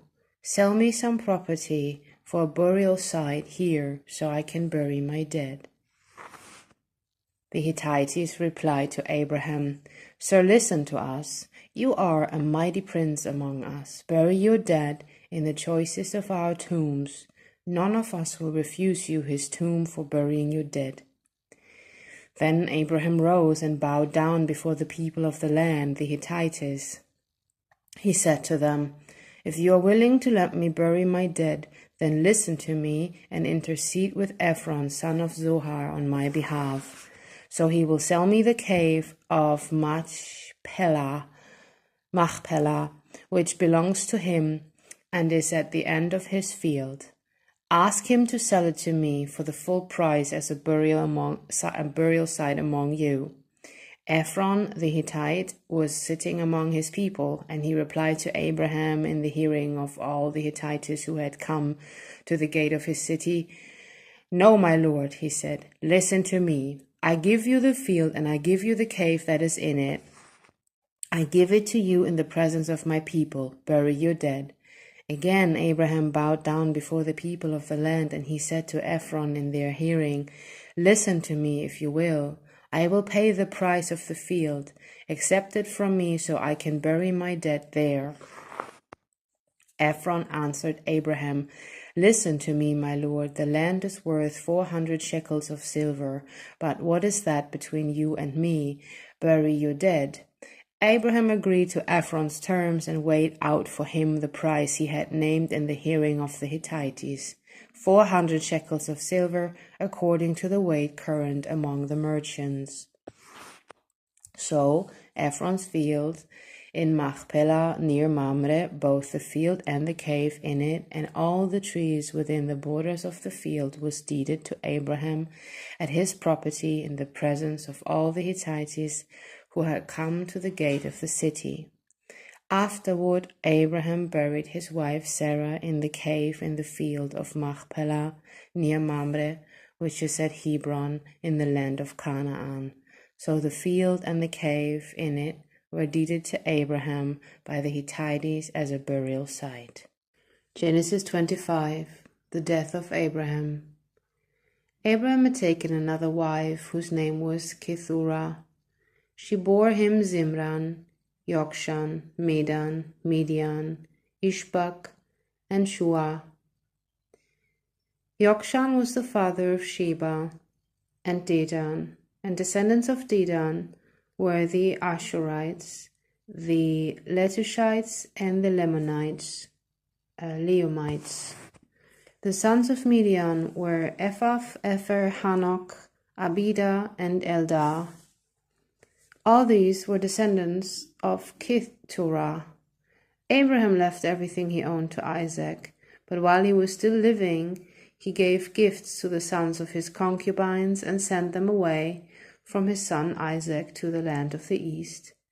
Abraham lived 175 years. Then Abraham breathed his last and died at a good old age, an old man and full of years, and he was gathered to his people. His sons Isaac and Ishmael buried him in the cave of Machpelah near Mamre, in the field of Ephron, son of Zohar and Zohar the Hittite, the field Abraham had brought from the Hittites. There Abraham was buried with his wife Sarah.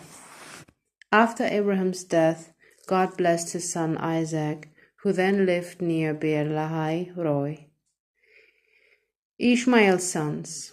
This is the account of the family line of Abraham's son Ishmael, whom Sarah's slave Hagar the Egyptian bore to Abraham. These are the names of the sons of Ishmael listed in the order of their birth. Nebaioth, the firstborn of Ishmael, Kedar, Abdel, Mibzam, Mishma, Duma, Massa, Hada, Tema, Jetur, Naphish, and Kedema. These were the sons of Ishmael, and these are the names of the 12 tribal rulers according to their settlements and camps. Ishmael lived 137 years. He breathed his last and died, and he was gathered to his people. His descendants settled in the area from Havilah to Shur, near the eastern border of Egypt, as you go toward Ashur, and they lived in hostility toward all the tribes related to them. Jacob and Esau. This is the account of the family line of Abraham's son Isaac. Abraham became the father of Isaac, and Isaac was 40 years old when he married Rebekah, daughter of Bethuel the Aramean from Padan Aram, and sister of Laban the Aramean. Isaac prayed to the Lord on behalf of his wife because she was childless. The Lord answered his prayer, and his wife Rebekah became pregnant. The babies jostled each other within her, and she said, "Why is this happening to me?" So she went to inquire of the Lord. The Lord said to her, "2 nations are in your womb, and 2 peoples from within you will be separated. One people will be stronger than the other, and the older will serve the younger." When the time came for her to give birth, there were twin boys in her womb. The first to come out was red, and his whole body was like a hairy garment, so they named him Esau. After this, his brother came out, with his hand grasping Esau's heel, so he was named Jacob. Isaac was 60 years old when Rebekah gave birth to them. The boys grew up, and Esau became a skillful hunter, a man of the open country, while Jacob was content to stay at home among the tents. Isaac, who had a taste for wild game, loved Esau, but Rebekah loved Jacob. Once, when Jacob was cooking some stew, Esau came home from the open country famished. He said to Jacob, "Quick, let me have some of that red stew. I'm famished." That is why he was called Edom. He was also called Edom. Jacob replied, "First sell me your birthright."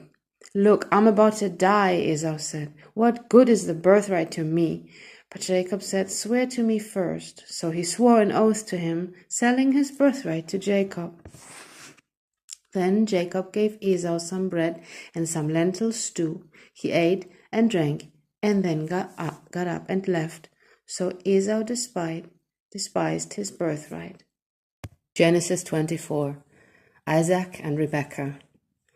Abraham was now very old, and the Lord had blessed him in every way. He said to the senior servant in his household, the one in charge of all that he had, "Put your hand under my thigh.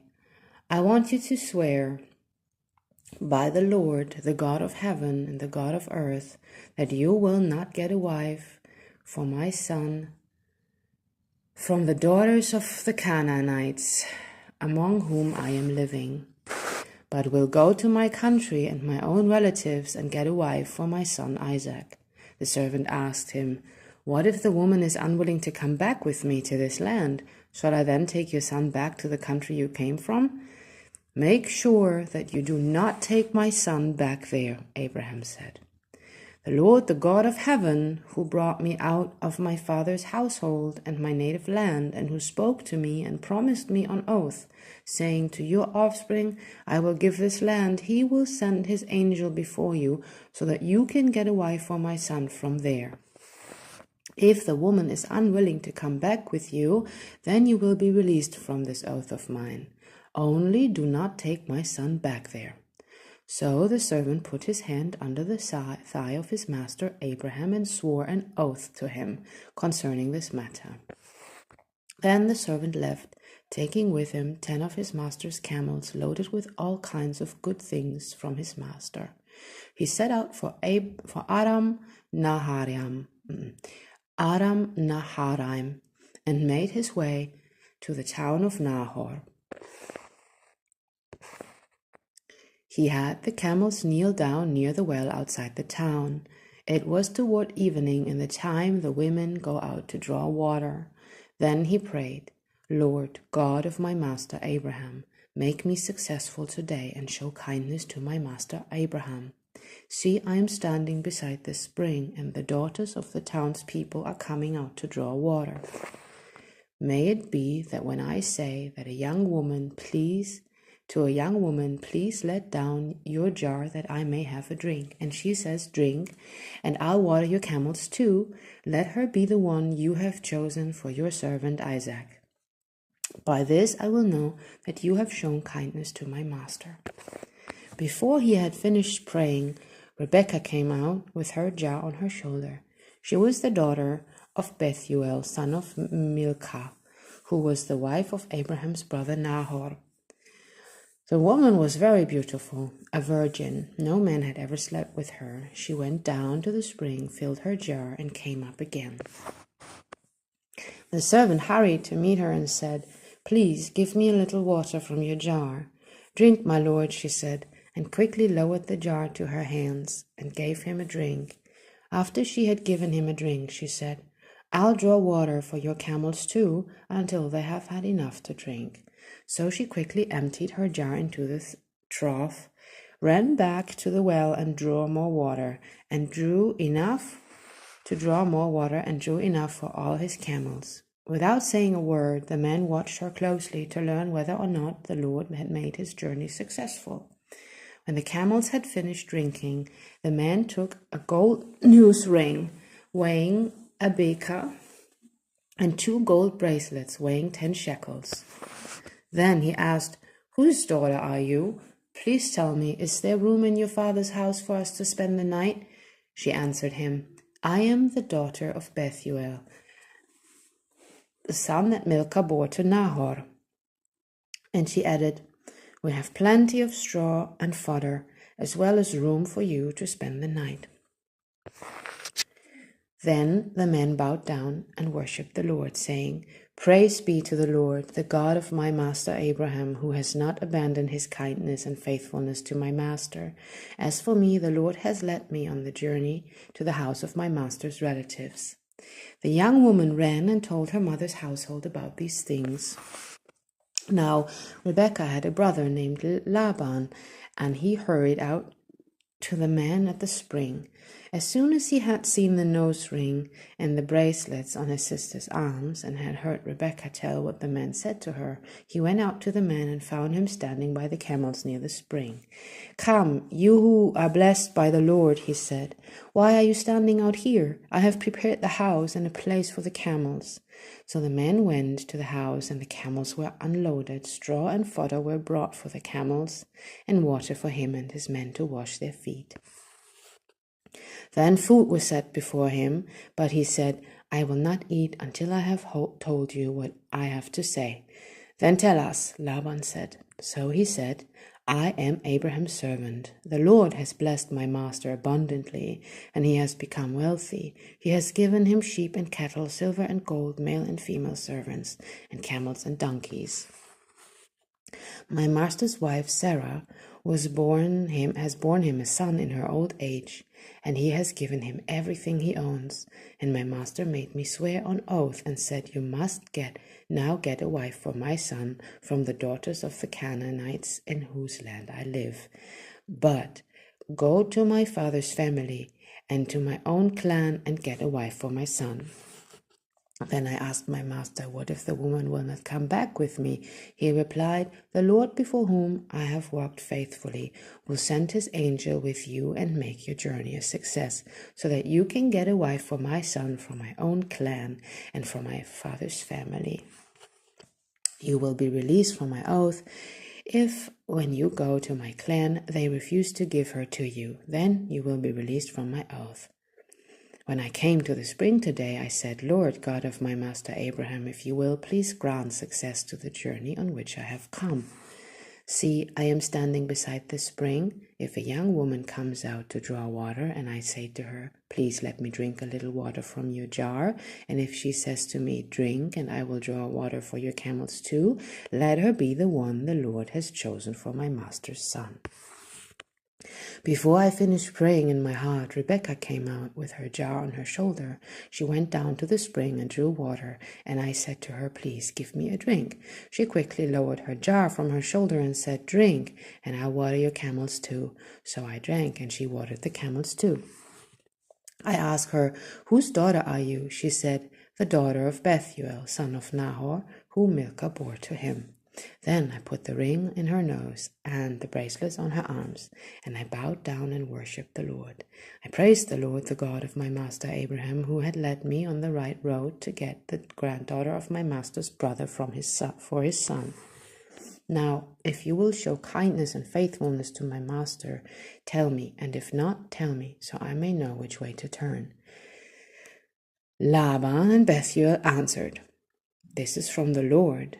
We can say nothing to you one way or the other. Here is Rebekah. Take her and go, and let her become the wife of your master's son, as the Lord has directed." When Abraham's servant heard what they said, he bowed down to the ground before the Lord. Then the servant brought out gold and silver, jewelry and articles of clothing, and gave them to Rebekah. He also gave costly gifts to her brother and to her mother. Then he and the men who were with him ate and drank and spent the night there. When they got up the next morning, he said, "Send me on my way to my master." But her brother and her mother replied, "Let the young woman remain with us 10 days or so, then you may go." But he said to them, "Do not detain me, now that the Lord has granted success to my journey. Send me on my way, and I may go to my master." Then they said, "Let's call the young woman and ask her about it." So they called Rebekah and asked her, "Will you go with this man?" "I will go," she said. So they sent their sister Rebekah on her way, along with her nurse and Abraham's servant and his men. And they blessed Rebekah and said to her, "Our sister, may you increase to thousands upon thousands. May your offspring possess the cities of their enemies." Then Rebekah and her attendants got ready and mounted the camels and went back with the men. So the servant took Rebekah and left. Now Isaac had come from Beer Lahai Roi, for he was living in the Negev. He went out to the field one evening to meditate, and as he looked up, he saw camels approaching. Rebekah also looked up and saw Isaac. She got down from her camel and asked the servant, "Who is that man in the field coming to meet us?" "He is my master," the servant answered. So she took her veil and covered herself. Then the servant told Isaac all he had done. Isaac brought her into the tent of his mother Sarah, and he married Rebekah. So she became his wife, and he loved her, and Isaac was comforted after his mother's death. Genesis 26. Isaac and Abimelech. Now there was a famine in the land, besides the previous famine in Abraham's time, and Isaac went to Abimelech, king of the Philistines, in Gerar. The Lord appeared to Isaac and said, "Do not go down to Egypt. Live in the land where I tell you to live. Stay in this land for a while, and I will be with you and will bless you. For to you and your descendants I will give all these lands and will confirm the oath I swore to your father Abraham. I will make your descendants as numerous as the stars in the sky, and will give them all these lands, and through your offspring all nations on earth will be blessed, because Abraham obeyed me and did everything I required of him, keeping my commands, my decrees, and my instructions." So Isaac stayed in Gerar. When the men of that place asked him about his wife, he said, "She's my sister," because he was afraid to say, "She is my wife." He thought the men of this place might kill me on account of Rebekah, because she's beautiful. When Isaac had been there a long time, Abimelech, king of the Philistines, looked down from a window and saw Isaac caressing his wife Rebekah. So Abimelech summoned Isaac and said, "She is really your wife. Why did you say, 'She is my sister'?" Isaac answered him, "Because I thought I might lose my life on account of her." Then Abimelech said, "What is this you have done to us? One of the men might well have slept with your wife, and you would have brought guilt upon us." So Abimelech gave orders to all the people, "Anyone who harms this man or his wife shall surely be put to death." Isaac planted crops in that land, and the same year reaped 100-fold, because the Lord blessed him. The man became rich, and his wealth continued to grow until he became very wealthy. He had so many flocks and herds and servants that the Philistines envied him. So all the wells that his father's servant had dug in the time of his father Abraham, the Philistines stopped up and filling them with earth. Then Abimelech said to Isaac, "Move away from us. You have become too powerful for us." So Isaac moved away from there and encamped in the valley of Gerar, where he settled. Isaac reopened the wells that had been dug in the time of his father Abraham, which the Philistines had stopped up after Abraham died, and he gave them the same names his father had given them. Isaac's servants dug in the valley and discovered a well of fresh water there. But the herders of Gerar quarreled with those of Isaac and said, "The water is ours." So he named the well Esek, because they disputed with him. Then they dug another well, but they quarreled over that one also, so he named it Sitnah. He moved on from there and dug another well, and no one quarreled over it. He named it Rehoboth, saying, "Now the Lord has given us room, and we will flourish in the land." From there he went up to Beersheba. That night the Lord appeared to him and said, "I am the God of your father Abraham. Do not be afraid, for I am with you. I will bless you and will increase the number of your descendants for the sake of my servant Abraham." Isaac built an altar there and called on the name of the Lord. There he pitched his tent, and there his servants dug a well. Meanwhile, Abimelech had come to him from Gerar with Ahusath, his personal adviser, and Phicol, the commander of his forces. Isaac asked him, "Why have you come to me, since you were hostile to me and sent me away?" They answered, "We saw clearly that the Lord was with you. So we said, there ought to be a sworn agreement between us and you. Let us make a treaty with you, that you will do us no harm, just as we did not harm you, but always treated you well and sent you away peacefully. And now you are blessed by the Lord." Isaac then made a feast for them, and they ate and drank. Early the next morning the men swore an oath to each other. Then Isaac sent them on their way, and they went away peacefully. That day Isaac's servants came and told him about the well they had dug. They said, "We found water." He called it Sheba, and to this day the name of the town has been Beersheba. When Esau was 40 years old, he married Judith, daughter of Beeri and the Hittite, and also Basemath, the daughter of Elon the Hittite. They were a source of grief to Isaac and Rebekah. Genesis 27. Jacob takes Esau's blessing. When Isaac was old and his eyes were so weak that he could no longer see, he called for Esau, his older son, and said to him, "My son." "Here I am," he answered. Isaac said, "I am now an old man and don't know the day of my death. Now then, get your equipment, your quiver and bow, and go out to the open country to hunt some wild game for me. Prepare me the kind of tasty food I like, and bring it to me to eat, so that I may give you my blessing before I die." Now Rebekah was listening as Isaac spoke to his son Esau. When Esau left for the open country to hunt game and bring it back, Rebekah said to her son Jacob, "Look, I overheard your father say to your brother Esau, 'Bring me some game and prepare me some tasty food to eat, so that I may give you my blessing in the presence of the Lord before I die.' Now, my son, listen carefully and do what I tell you. Go out to the flock and bring me 2 choice young goats, so I can prepare some tasty food for your father, just the way he likes it. Then take it to your father to eat, so that he may give you his blessing before he dies." Jacob said to Rebekah his mother, "But my brother Esau is a hairy man, while I have smooth skin. What if my father touches me? I would appear to be tricking him and would bring down a curse on myself rather than a blessing." His mother said to him, "My son, let the curse fall on me. Just do what I say. Go and get them for me." So he went and got them and brought them to his mother, and she prepared some tasty food just the way his father liked it. Then Rebekah took the best clothes of Esau, her elder son, which she had in the house, and put them on her younger son Jacob. She also covered his hands and the smooth parts of his neck with goat skins. Then she handed her son Jacob the tasty food, and the bread she had made. He went to his father and said, "My father." "Yes, my son," he answered. "Who is it?" Jacob said to his father, "I am Esau, your firstborn. I have done as you told me. Please sit up and eat some of my game, so that you may give me your blessing." Isaac asked his son, "How did you find it so quickly, my son?" "The Lord your God gave me success," he replied.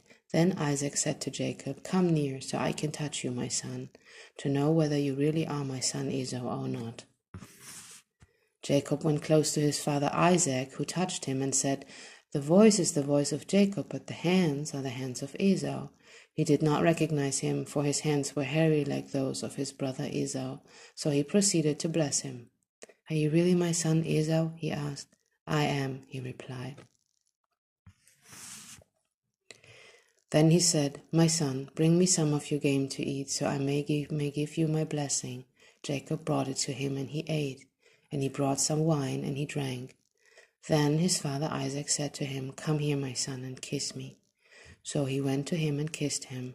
When Isaac caught the smell of his clothes, he blessed him and said, "Ah, the smell of my son is like the smell of a field that the Lord has blessed." May God give you heaven's dew and earth's richness, an abundance of grain and new wine. May nations serve you and peoples bow down to you. Be Lord over your brothers, and may the sons of your mother bow down to you. May those who curse you be cursed, and those who bless you be blessed. After Isaac finished blessing him, and Jacob had scarcely left his father's presence, his brother Esau came in from hunting. He too prepared some tasty food and brought it to his father. Then he said to him, "My father, please sit up and eat some of my game, so that you may give me your blessing." His father Isaac asked him, "Who are you?" "I am your son," he answered. "I am your firstborn, Esau." Isaac trembled violently and said, "Who was it then that hunted game and brought it to me? I ate it just before you came, and I blessed him. And indeed he will be blessed." When Esau heard his father's words, he burst out with a loud and bitter cry and said to his father, "Bless me too, my father." But he said, "Your brother came deceitfully and took your blessing." Esau said, "Isn't he rightly named Jacob? This is the second time he has taken advantage of me. He took my birthright, and now he's taken my blessing." Then he asked, "Haven't you reserved any blessing for me?" Isaac answered Esau, "I have made him lord over you, and have made all his relatives his servants, and I have sustained him with grain and new wine. So what can I possibly do for you, my son?" Esau said to his father, "Do you have only one blessing, my father? Bless me too, my father." Then Esau wept aloud. His father Isaac answered him, "Your dwelling will be away from the earth's richness, away from the dew of heaven above. You will live by the sword, and you will serve your brother. But when you grow restless, you will throw his yoke from off your neck." Esau held a grudge against Jacob because of the blessing his father had given him. He said to himself, "The days of mourning for my father are near. Then I will kill my brother Jacob."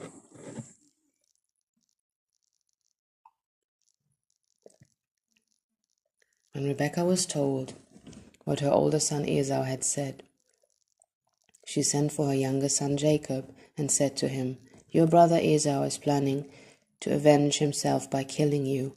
Now then, my son, do what I say. Flee at once to my brother Laban in Haran. Stay with him for a while until your brother's fury subsides. When your brother is no longer angry with you and forgets what you did to him, I'll send word for you to come back from there. Why should I lose both of you in one day?" Then Rebekah said to Isaac, "I'm disgusted with living because of these Hittite women. If Jacob takes a wife from among the women of this land, from Hittite women like these, my life will not be worth living." Genesis 28. So Isaac called for Jacob and blessed him. Then he commanded him, "Do not marry a Canaanite woman." Go at once to Padam Aram, to the house of your mother's father Bethuel. Take a wife for yourself there, from among the daughters of Laban, your mother's brother. May God Almighty bless you and make you fruitful and increase your numbers until you become a community of peoples. May He give you and your descendants the blessing given to Abraham, so that you may take possession of the land where you now reside as a foreigner, the land God gave to Abraham. Then Isaac sent Jacob on his way, and he went to Paddan Aram, to Laban, son of Bethuel, the Aramean, the brother of Rebekah, who was the mother of Jacob and Esau. Now Esau learned that Isaac had blessed Jacob, and had sent him to Paddan Aram to take a wife from there, and that when he blessed him, he commanded him, "Do not marry a Canaanite woman," and that Jacob had obeyed his father and mother and had gone to Paddan Aram. Esau then realized how displeasing the Canaanite women were to his father Isaac. So he went to Ishmael and married Mahalath, the sister of Nebaioth, and daughter of Ishmael, son of Abraham, in addition to the wives he already had. Jacob's dream at Bethel. Jacob left Beersheba and set out for Haran. When he reached a certain place, he stopped for the night because the sun had set. Taking one of the stones there, he put it under his head and lay down to sleep. He had a dream in which he saw a stairway resting on the earth, with its top reaching to heaven, and the angels of God were ascending and descending on it. There above it stood the Lord, and he said, "I am the Lord, the God of your father Abraham and the God of Isaac. I will give you and your descendants the land on which you are lying.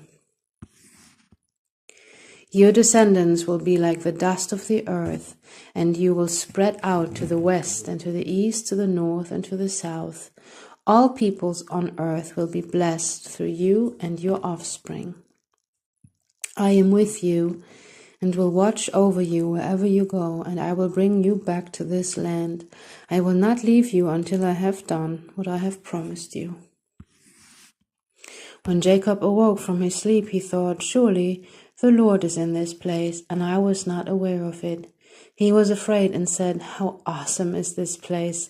This is none other than the house of God. This is the gate of heaven." Early the next morning, Jacob took the stone he had placed under his head and set it up as a pillar and poured oil on top of it. He called that place Bethel, though the city used to be called Luz. Then Jacob made a vow, saying, "If God will be me and will be with me and will watch over me on this journey, I am taking and will give me food to eat and clothes to wear, so that I return safely to my father's household. Then the Lord will be my God, and this stone that I have set up as a pillar will be God's house. And of all that you give me, I will give you a tenth." Genesis 29. Jacob arrives in Paddan Aram. Then Jacob continued on his journey and came to the land of the eastern peoples. There he saw a well in the open country with 3 flocks of sheep lying near it because the flocks were watered from the well. The stone over the mouth of the well was large. When all the flocks were gathered there, the shepherds would roll the stone away from the well's mouth and water the sheep. Then they would return the stone to its place over the mouth of the well. Jacob asked the shepherds, "My brothers, where are you from?" "We are from Haran," they replied. He said to them, "Do you know Laban, Nahor's grandson?"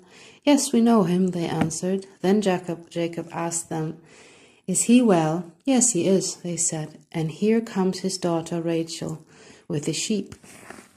"Look," he said, "the sun is still high. It is not time for the flocks to be gathered. Water the sheep and take them back to pasture."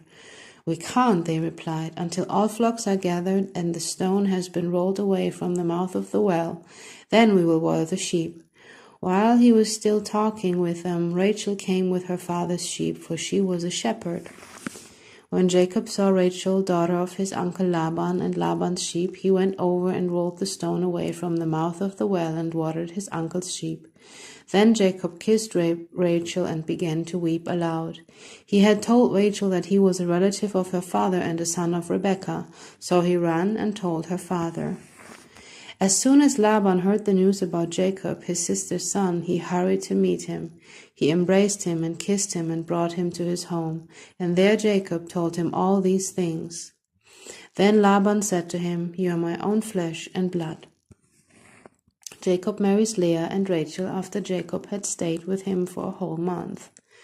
Laban said to him, "Just because you are a relative of mine, should you work for me for nothing? Tell me what your wages should be." Now Laban had 2 daughters. The name of the older was Leah, and the name of the younger was Rachel. Leah had weak eyes, but Rachel had a lovely figure and was beautiful. Jacob was in love with Rachel and said, "I'll work for you 7 years in return for your younger daughter Rachel." Laban said, "It's better that I give her to you than some other man. Stay here with me." So Jacob served 7 years to get Rachel, but they seemed like only a few days to him because his love for her. Then Jacob said to Laban, "Give me my wife. My time is completed, and I want to make love to her." So Laban brought together all the people of the place and gave a feast. But when evening came, he took his daughter Leah and brought her to Jacob, and Jacob made love to her. And Laban gave his servant Zilpah to his daughter as her attendant. When morning came, there was Leah. So Jacob said to Laban, "What is this you have done to me? I served you for Rachel, didn't I? Why have you deceived me?" Laban replied, "It is not our custom here to give the younger daughter in marriage before the older one. Finish this daughter's bridal week, then we will give you the younger one also in return for another 7 years of work." And Jacob did so. He finished the week with Leah, and then Laban gave him his daughter Rachel to be his wife. Laban gave his servant Bilhah to his daughter Rachel as her attendant. Jacob made love to Rachel also, and his love for Rachel was greater than his love for Leah, and he worked for Laban another 7 years. Jacob's children. When the Lord saw that Leah was not loved, he enabled her to conceive, but Rachel remained childless.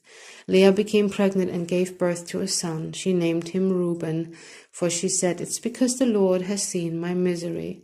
Surely my husband will love me now." She conceived again, and when she gave birth to a son, she said, "Because the Lord heard that I am not loved, he gave me this one too." So she named him Simeon. Again she conceived, and when she gave birth to a son, she said, "Now at last my husband will become attached to me, because I have borne him 3 sons." So he was named Levi.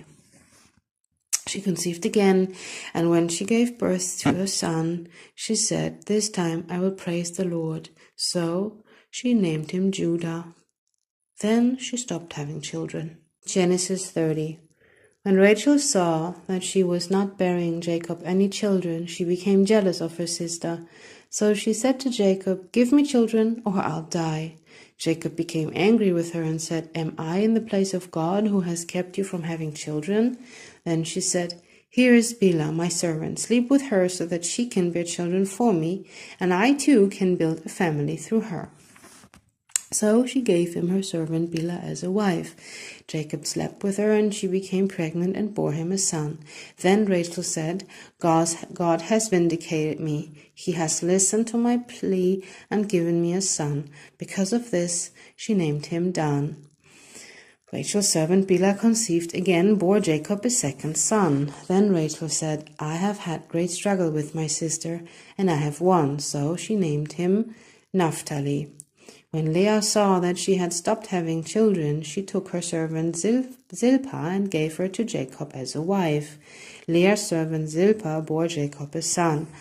Then Leah said, "What good fortune!" So she named him Gad.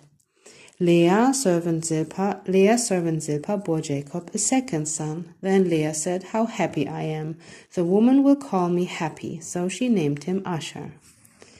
During wheat harvest, Reuben went out into the fields and found some mandrake plants which he brought to his mother Leah. Rachel said to Leah, "Please give me some of your son's mandrakes." But she said to her, "Wasn't it enough that you took away my husband? Will you take my son's mandrakes too?" "Very well," Rachel said. "He can sleep with you tonight in return for your son's mandrakes." So when Jacob came in from the field that evening, Leah went out to meet him. "You must sleep with me," she said. "I have hired you with my son's mandrakes." So he slept with her that night. God listened to Leah, and she became pregnant and bore Jacob a fifth son. Then Leah said, "God has rewarded me for giving my servant to my husband." So she named him Issachar. Leah conceived again and bore Jacob a sixth son. Then Leah said, "God has presented me with a precious gift. This time my husband will treat me with honor because I have borne him 6 sons." So she named him Zebulun. Sometime later she gave birth to a daughter and named her Dinah. Then God remembered Rachel. He listened to her and enabled her to conceive. She became pregnant and gave birth to a son, and said, "God has taken away my disgrace." She named him Joseph and said, "May the Lord add to me another son." Jacob's flocks increase. After Rachel gave birth to Joseph, Jacob said to Laban, "Send me on my way so I can go back to my own homeland. Give me my wives and children for whom I have served you, and I will be on my way. You know how much work I have done for you." But Laban said to him, "If I have found favor in your eyes, please stay. I have learned by divination that the Lord has blessed me because of you." He added, "Name your wages and I will pay them." Jacob said to him, "You know I have worked for you and how your livestock has fared under my care. The little you had before I came has increased greatly, and the Lord has blessed you wherever I have been. But now, when may I do something for my own household?"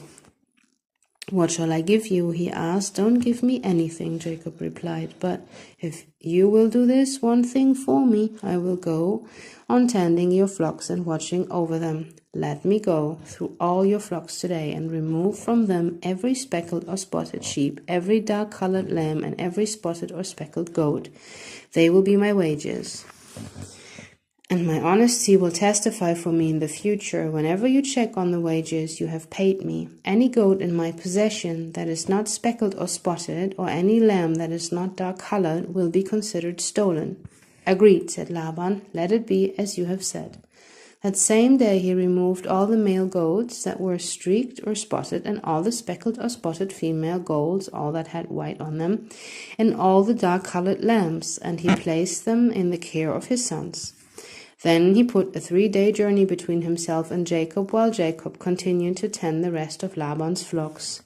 Jacob, however, took fresh-cut branches from poplar, almond, and plane trees and made white stripes on them by peeling the bark and exposing the white inner wood of the branches. Then he placed the peeled branches in all the watering troughs so that they would be directly in front of the flocks when they came to drink. When the flocks were in heat and came to drink, they made it in front of the branches, and they bore young that were streaked or speckled or spotted. Jacob set apart the young of the flock by themselves, but made the rest face the streaked and dark-colored animals that belonged to Laban. Thus he made separate flocks for himself, and did not put them with Laban's animals. Whenever the stronger females were in heat, Jacob would place the branches in the troughs in front of the animals, so they would mate near the branches. But if the animals were weak, he would not place them there. So the weak animals went to Laban, and the strong ones to Jacob. In this way, the man grew exceedingly prosperous, and came to own large flocks, and female and male servants, and camels and donkeys. Genesis 31. Jacob flees from Laban. Jacob heard that Laban's sons were saying, "Jacob has taken everything our father owned and has gained all his wealth from what belonged to our father." And Jacob noticed that Laban's attitude toward him was not what it had been. Then the Lord said to Jacob, "Go back to the land of your fathers and your relatives, and I will be with you." So Jacob sent word to Rachel and Leah to come out to the fields where his flocks were. He said to them, I see that your father's attitude toward me is not what it was before, but the God of my father has been with me. You know that I've worked for your father with all my strength. Yet your father has cheated me by changing my wages 10 times. However, God has not allowed him to harm me. If he said, the speckled ones will be your wages, then all the flocks gave birth to speckled young. And if he said, the streaked ones will be your wages, then all the flocks bore streaked young. So God has taken away your father's livestock and has given them to me. In breeding season I once had a dream, in which I looked up and saw that the male goats mating with the flock were streaked, speckled, or spotted. The angel of God said to me in the dream, Jacob. I answered, Here I am. And he said, Look up and see that all the male goats mating with the flock are streaked, speckled, or spotted, for I have seen all that Laban has been doing to you. I am the God of Bethel, where you anointed a pillar and where you made a vow to me. Now leave this land at once and go back to your native land. Then Rachel and Leah replied, Do we still have any share in the inheritance of our father's estate? Does he not regard us as foreigners? Not only has he sold us, but he has used up what was paid for us. Surely all the wealth that God took away from our father belongs to us and our children. So do whatever God has told you. Then Jacob put his children and his wives on camels, and he drove all his livestock ahead of him, along with all the goods he had accumulated in Paddan Aram, to go to his father Isaac in the land of Canaan. When Laban had gone to shear his sheep, Rachel stole her father's household gods. Moreover, Jacob deceived Laban the Aramean by not telling him he was running away. So he fled with all he had, crossed the Euphrates River, and headed for the hill country of Gilead. Laban pursues Jacob. On the 3rd day, Laban was told that Jacob had fled. Taking his relatives with him, he pursued Jacob for 7 days and caught up with him in the hill country of Gilead. Then God came to Laban, the Aramean, in a dream and at night, and said to him, Be careful not to say anything to Jacob, either good or bad. Jacob had pitched his tent in the hill country of Gilead when Laban overtook him, and Laban and his relatives camped there too. Then Laban said to Jacob, What have you done? You have deceived me. You have carried off my daughters like captives in war. Why did you run off secretly and deceive me? Why didn't you tell me so I could send you away with joy and singing to the music of timbrels and harps? You didn't even let me kiss my grandchildren and my daughters goodbye. You have done a foolish thing. I have the power to harm you, but last night the God of your father said to me, Be careful not to say anything to Jacob, either good or bad. Now you have gone off because you long to return to your father's household, but why did you steal my gods? Jacob answered Laban, I was afraid because I thought you would take your daughters away from me by force. But if you find anyone who has your gods, that person shall not live.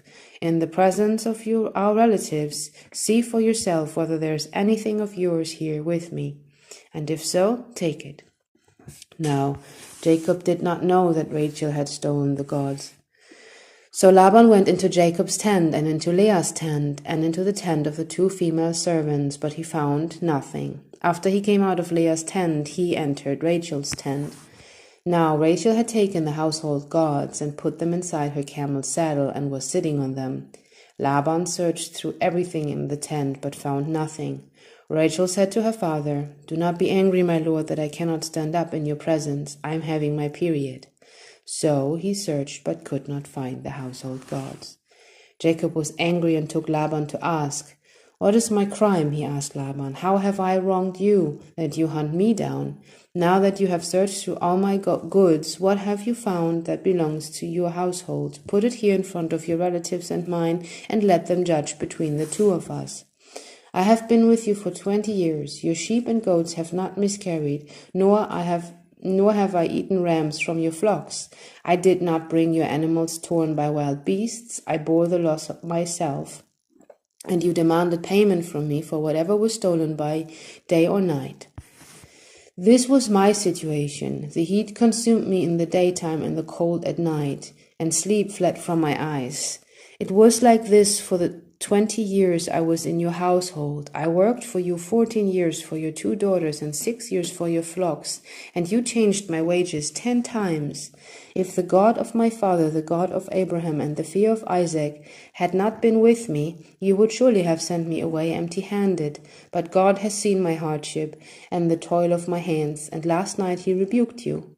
Laban answered Jacob, the women are my daughters, the children are my children, and the flocks are my flocks. All you see is mine. Yet, what can I do today about these daughters of mine, or about the children they have borne? Come now, let's make a covenant, you and I, and let it serve as a witness between us. So Jacob took a stone and set it up as a pillar.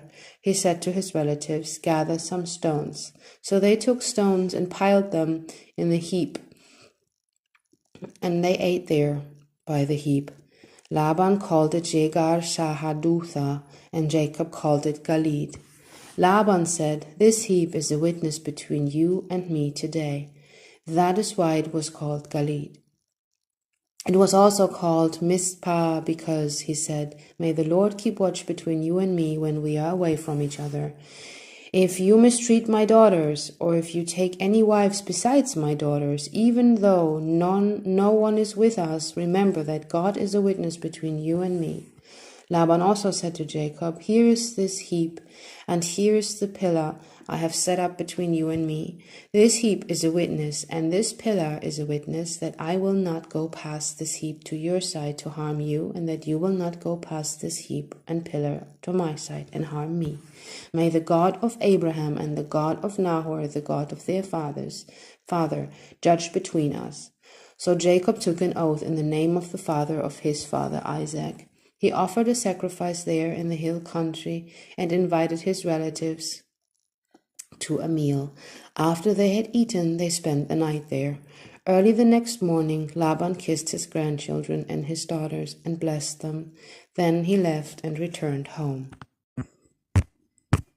Genesis 32. Jacob prepares to meet Esau. Jacob also went on his way, and the angels of God met him. When Jacob saw them, he said, this is the camp of God. So he named that place Mahanaim. Jacob sent messengers ahead of him to his brother Esau in the land of Seir, the country of Edom. He instructed them, this is what you are to say to my lord Esau. Your servant Jacob says, I have been staying with Laban and have remained there till now. I have cattle and donkeys, sheep and goats, male and female servants. Now I am sending this message to my lord that I may find favor in your eyes. When the messengers returned to Jacob, they said, we went to your brother Esau, and now he is coming to meet you, and 400 men are with him. In great fear and distress, Jacob divided the people who were with him into 2 groups, and the flocks and herds and camels as well. He thought, if Esau comes and attacks one group, the group that is left may escape. Then Jacob prayed, O God of my father Abraham, God of my father Isaac, Lord, you who said to me, go back to your country and your relatives, and I will make you prosper. I am unworthy of all the kindness and faithfulness you have shown your servant. I had only my staff when I crossed this Jordan, but now I have become 2 camps. Save me, I pray, from the hand of my brother Esau, for I am afraid he will come and attack me, and also the mothers with their children. But you have said, I will surely make you prosper and will make your descendants like the sand of the sea, which cannot be counted. He spent the night there, and from what he had with him, he selected a gift for his brother Esau, 200 female goats and 20 male goats, 200 ewes and 20 rams, 30 female camels with their young, 40 cows and 10 bulls, and 20 female donkeys and 10 male donkeys. He put them in the care of his servants, each herd by itself, and said to his servants, go ahead of me and keep some space between the herds.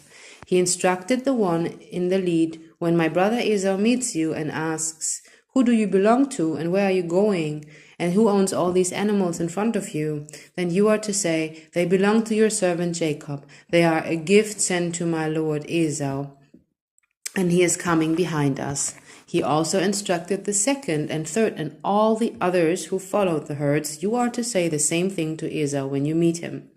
And be sure to say, 'Your servant Jacob is coming behind us.' For he thought, 'I will pacify him with these gifts I am sending on ahead. Later, when I see him, perhaps he will receive me.' So Jacob's gifts went on ahead of him, but he himself spent the night in the camp." Jacob wrestles with God. That night Jacob got up and took his 2 wives, his 2 female servants, and his 11 sons, and crossed the ford of the Jabbok. After he had sent them across the stream, he sent over all his possessions. So Jacob was left alone, and a man wrestled with him till daybreak. When the man saw that he could not overpower him, he touched the socket of Jacob's hip, so that his hip was wrenched as he wrestled with the man. Then the man said, "Let me go, for it is daybreak." But Jacob replied, "I will not let you go unless you bless me." The man asked him, "What is your name?" "Jacob," he answered. Then the man said, "Your name will no longer be Jacob, but Israel, because you have struggled with God and with humans and have overcome." Jacob said, "Please tell me your name." But he replied, "Why do you ask my name?" Then he blessed him there. So Jacob called the place Peniel, saying, "It is because I saw God face to face, and yet my life was spared." The sun rose above him as he passed Peniel, and he was limping because of his hip. Therefore, to this day, the Israelites do not eat the tendon attached to the socket of the hip, because the socket of Jacob's hip was touched near the tendon. Genesis 34. Dinah and the Shechemites. Now Dinah, the daughter Leah had borne to Jacob, went out to visit the women of the land. When Shechem, son of Hamor, the Hivite, the ruler of that area, saw her, he took her and raped her. His heart was drawn to Dinah, daughter of Jacob. He loved the young woman and spoke tenderly to her. And Shechem said to his father Hamor, "Get me this girl as my wife." When Jacob heard that his daughter Dinah had been defiled, his sons were in the fields with his livestock. So he did nothing about it until they came home. Then Shechem's father Hamor went out to talk with Jacob. Meanwhile, Jacob's sons had come in from the fields as soon as they heard what had happened. They were shocked and furious because Shechem had done an outrageous thing in Israel by sleeping with Jacob's daughter, a thing that should not be done. But Hamor said to them, "My son Shechem has his heart set on your daughter. Please give her to him as his wife. Intermarry with us, give us your daughters, and take our daughters for yourself.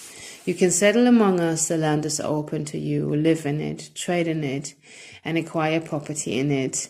Then Shechem said to Dinah's father and brothers, "Let me find favor in your eyes, and I will give you whatever you ask. Make the price for the bride and the gift I am to bring as great as you like, and I'll pay whatever you ask me. Only give me the young woman as my wife."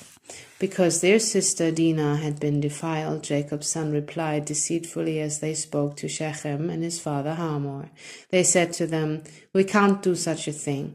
We can't give our sister to a man who is not circumcised. That would be a disgrace to us. We will enter into an agreement with you on one condition only, that you become like us by circumcising all your males. Then we will give you our daughters and take your daughters for ourselves. We'll settle among you and become one people with you. But if you will not agree to be circumcised, we will take our sister and go." The proposal seemed good to Hamor and his son Shechem. The young man, who was the most honored of all his father's family, lost no time in doing what they said, because he was delighted with Jacob's daughter. So Hamor and his son Shechem went to the gate of their city to speak to the men of their city. "These men are friendly toward us," they said. "Let them live in our land and trade in it, and the land has plenty of room for them. We can marry their daughters, and they can marry ours. But the men will agree to live with us as one people only on the condition that our males be circumcised as they themselves are. Won't their livestock, their property, and all their other animals become ours? So let us agree to their terms, and they will settle among us." All the men who went out of the city gate agreed with Hamor and his son Shechem, and every male in the city was circumcised. 3 days later, while all of them were still in pain, 2 of Jacob's sons, Simeon and Levi, Dinah's brothers, took their swords and attacked the unsuspecting city, killing every male. They put Hamor and his son Shechem to the sword and took Dinah from Shechem's house and left. The sons of Jacob came upon the dead bodies and looted the city where their sister had been defiled. They seized their flocks and herds and donkeys and everything else of theirs in the city and out in the fields. They carried off all their wealth and all their women and children, taking as plunder everything in the houses. Then Jacob said to Simeon and Levi, "You have brought trouble on me by making me obnoxious to the Canaanites and Perizzites, the people living in this land. We are few in number, and if they join forces against me and attack me, I and my household will be destroyed." But they replied, "Should he have treated our sister like a prostitute?" Genesis 33. Jacob meets Esau. Jacob looked up, and there was Esau, coming with his 400 men. So he divided the children among Leah, Rachel, and the 2 female servants. He put the female servants and their children in front, Leah and her children next, and Rachel and Joseph in the rear. He himself went ahead and bowed down to the ground 7 times as he approached his brother. But Esau ran to meet Jacob and embraced him. He threw his arms around his neck and kissed him, and they wept. Then Esau looked up and saw the women and children. "Who are these with you?" he asked. Jacob answered, "They are the children God has graciously given your servant." Then the female servants and their children approached and bowed down. Next, Leah and her children came and bowed down. Last of all came Joseph and Rachel, and they too bowed down. Esau asked, "What's the meaning of all these flocks and herds I met?" "To find favor in your eyes, my lord," he said. But Esau said, "I already have plenty, my brother. Keep what you have for yourself." "No, please," said Jacob. "If I have found favor in your eyes, accept this gift from me. For to see your face is like seeing the face of God, now that you have received me favorably. Please accept the present that was brought to you, for God has been gracious to me, and I have all I need." And because Jacob insisted, Esau accepted it. Then Esau said, "Let us be on our way. I'll accompany you." But Jacob said to him, "My Lord knows that the children are tender, and that I must care for the ewes and cows that are nursing their young. If they are driven hard just one day, all the animals will die. So let my Lord go on ahead of his servant while I move along slowly at the pace of the flocks and herds before me, and the pace of the children until I come to my Lord in Seir." Esau said, "Then let me leave some of my men with you." "But why do that?" Jacob asked. "Just let me find favor in the eyes of my Lord." So that Esau started on his way back to Seir. Jacob, however, went to Succoth, where he built a place for himself and made shelters for his livestock. That is why the place is called Succoth. After Jacob came from Paddan Aram, he arrived safely at the city of Shechem in Canaan and camped with sight of the city. For 100 pieces of silver he bought from the sons of Hamor, the father of Shechem, the plot of ground where he pitched his tent. There he set up an altar and called it El Elohim Israel. Genesis 35. Jacob returns to Bethel. Then God said to Jacob, "Go up to Bethel and settle there, and build an altar there to God, who appeared to you when you were fleeing from your brother Esau." So Jacob said to his household and to all who were with him, "Get rid of the foreign gods you have with you, and purify yourselves and change your clothes. Then come, let us go up to Bethel, where I will build an altar to God, who answered me in the day of my distress, and who has been with me wherever I have gone." So they gave Jacob all the foreign gods they had, and the rings in their ears, and Jacob buried them under the oak at Shechem. Then they set out, and the terror of God fell on all the towns around them, so that no one pursued them. Jacob and all the people with him came to Luz, that is Bethel, in the land of Canaan. There he built an altar, and he called the place El Bethel, because it was there that God revealed himself to him when he was fleeing from his brother. Now Deborah, Rebekah's nurse, died and was buried under the oak outside Bethel, so it was named Alon Bakut. After Jacob returned from Paddan Aram, God appeared to him again and blessed him. God said to him, "Your name is Jacob, but you will no longer be called Jacob. Your name will be Israel." So he named him Israel. And God said to him, "I am God Almighty. Be fruitful and increase in number. A nation and a community of nations will come from you, and kings will be among your descendants. The land I gave to Abraham and Isaac I also give to you, and I will give this land to your descendants after you." Then God went up from him at the place where he had talked with him. Jacob set up a stone pillar at the place where God had talked with him, and he poured out a drink offering on it. He also poured oil on it. Jacob called the place where God had talked with him Bethel. The deaths of Rachel and Isaac. Then they moved on from Bethel. While they were still some distance from Ephrath, Rachel began to give birth and had great difficulty. And as she was having great difficulty in childbirth, the midwife said to her, "Don't despair, for you have another son." As she breathed her last, for she was dying, she named her son Ben-Oni, but his father named him Benjamin. So Rachel died and was buried on the way to Ephrath, that is Bethlehem. Over her tomb, Jacob set up a pillar, and to this day that pillar marks Rachel's tomb. Israel moved on again and pitched his tent beyond Migdal Eder. While Israel was living in that region, Reuben went in and slept with his father's concubine Bilhah, and Israel heard of it. Jacob had 12 sons. The sons of Leah, Reuben, the firstborn of Jacob, Simeon, Levi, Judah, Issachar, and Zebulun. The sons of Rachel, Joseph, and Benjamin. The sons of Rachel's servant Bilhah, Dan, and Naphtali. The sons of Leah's servant Zilpah, Gad, and Asher.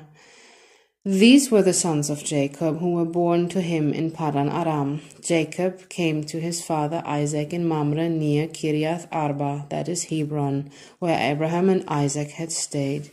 Isaac lived 180 years. Then he breathed his last and died, and was gathered to his people, old and full of years.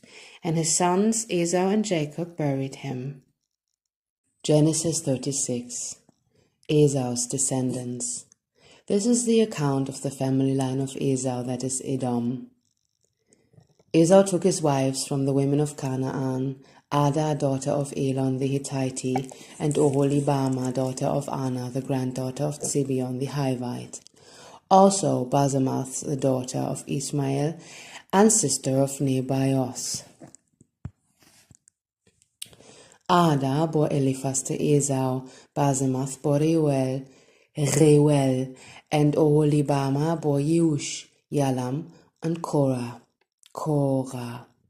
These were the sons of Esau who were born to him in Canaan.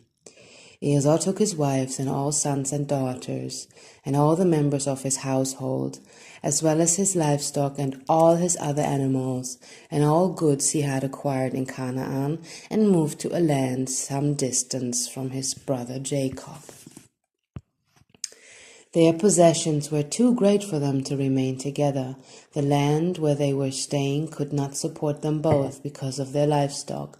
So Esau, that is Edom, settled in the hill country of Seir. This is the account of the family line of Esau, the father of the Edomites in the hill country of Seir. These are the names of Esau's sons. Eliphaz, the son of Esau's wives Ada, and Reuel, the son of Esau's wives Basemath. The sons of Eliphaz, Teman, Omar, Zepho, Gatam, and Kenaz. Esau's son Eliphaz also had a concubine named Timnah, who bore him Amalek. These were grandsons of Esau's wife Ada. The sons of Reuel, Nahath, Zerah, Shammah, and Mitzah. These were grandsons of Esau's wives Basemath. The sons of Esau's wives, Oholibama, daughter of Anna and granddaughter of Zibeon, whom she bore to Esau, Yeush, Yalam, and Korah. These were the chiefs among Esau's descendants, the sons of Eliphaz, the firstborn of Esau, chiefs Temnah, Omar, Zepho, Kenaz, Korah, Gatam, and Amalek. These were the chiefs descended from Eliphaz in Edom. They were grandsons of Ada. The sons of Esau's son Reuel, chiefs Nahath, Zerah, Shammah, and Mitzah. These were the chiefs descended from Reuel in Edom. They were grandsons of Esau's wives Basemath. The sons of Esau's wife Oholibama, chiefs Jeush, Yalam, and Korah. These were the chiefs descended from Esau's wives Oholibama, daughter of Anna. These were the sons of Esau, that is Edom, and these were their chiefs. These were the sons of Seir, the Horite, who were living in the region Lotan, Shobal, Zibeon, Anna, Dishon, Etzer, and Dishon. These sons of Seir in Edom were Horite chiefs. The sons of Lotan, Hori and Homam. Timnah was Lotan's sister. The sons of Shobal, Alvan, Manahath, Ebal, Shepho, and Onam. The sons of Zibeon, Aya and Anna. This is the Anna who discovered the hot springs in the desert while he was grazing the donkeys of his father Zibeon. The children of Anna, Dishon, and Oholibama, daughter of Anna. The sons of Dishon, Hemdan, Eshban, Ithran, and Keran. The sons of Etzer, Bilan, Zaavan, and Akan. The sons of Dishan, Uz, and Aran. These were the Horite chiefs, Lotan, Shobal, Zibeon, Anna, Dishon, Etzer, and Dishan. These were the Horite chiefs according to their divisions in the land of Seir. The rulers of Edom. These were the kings who reigned in Edom before the Israelite king reigned. Bela, the son of Beor, became king of Edom. His city was named Dinahaba. When Bela died, Jobab, son of Zerah from Bosra, succeeded him as king. When Jobab died, Husham from the land of the Temanites succeeded him as king. When Husham died, Hadad, son of Bedad, who defeated Midian in the country of Moab, succeeded him as king. His city was named Avis. When Hadad died, Samlah from Marrakesh, Mashrecha, succeeded him as king. When Samlah died, Shaul from Rehoboth and the river succeeded him as king. When Shaul died, Baal-Hanan, son of Akbor, succeeded him as king. When Baal-Hanan, son of Akbor, died, Hadad succeeded him as king. His city was named Pau, and his wife's name was Mehetabel. daughter of Matret, the daughter of Sahab.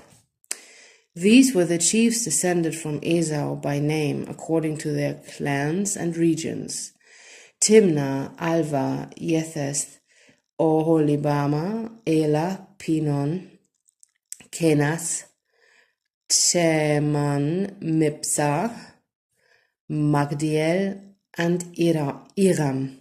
These were the chiefs of Edom according to their settlements in the land they occupied. This is the family line of Esau, the father of the Edomites. Genesis 37. Joseph's dreams. Jacob lived in the land where his father had stayed, the land of Canaan. This is the account of Jacob's family line. Joseph, a young man of 17, was tending the flocks with his brothers, the sons of Bilhah, and the sons of Zilpah, his father's wives, and he brought their father a bad report about them. Now Israel loved Joseph more than any of his other sons, because he had been born to him in his old age, and he made an ornate robe for him. When his brothers saw that their father loved him more than any of them, they hated him and could not speak a kind word to him. Joseph had a dream, and when he told it to his brothers, they hated him all the more. He said to them, "Listen to this dream I had. We were binding sheaves of grain out in the field, when suddenly my sheaf rose and stood upright, while your sheaves gathered around mine and bowed down to it." His brothers said to him, "Do you intend to reign over us? Will you actually rule us?"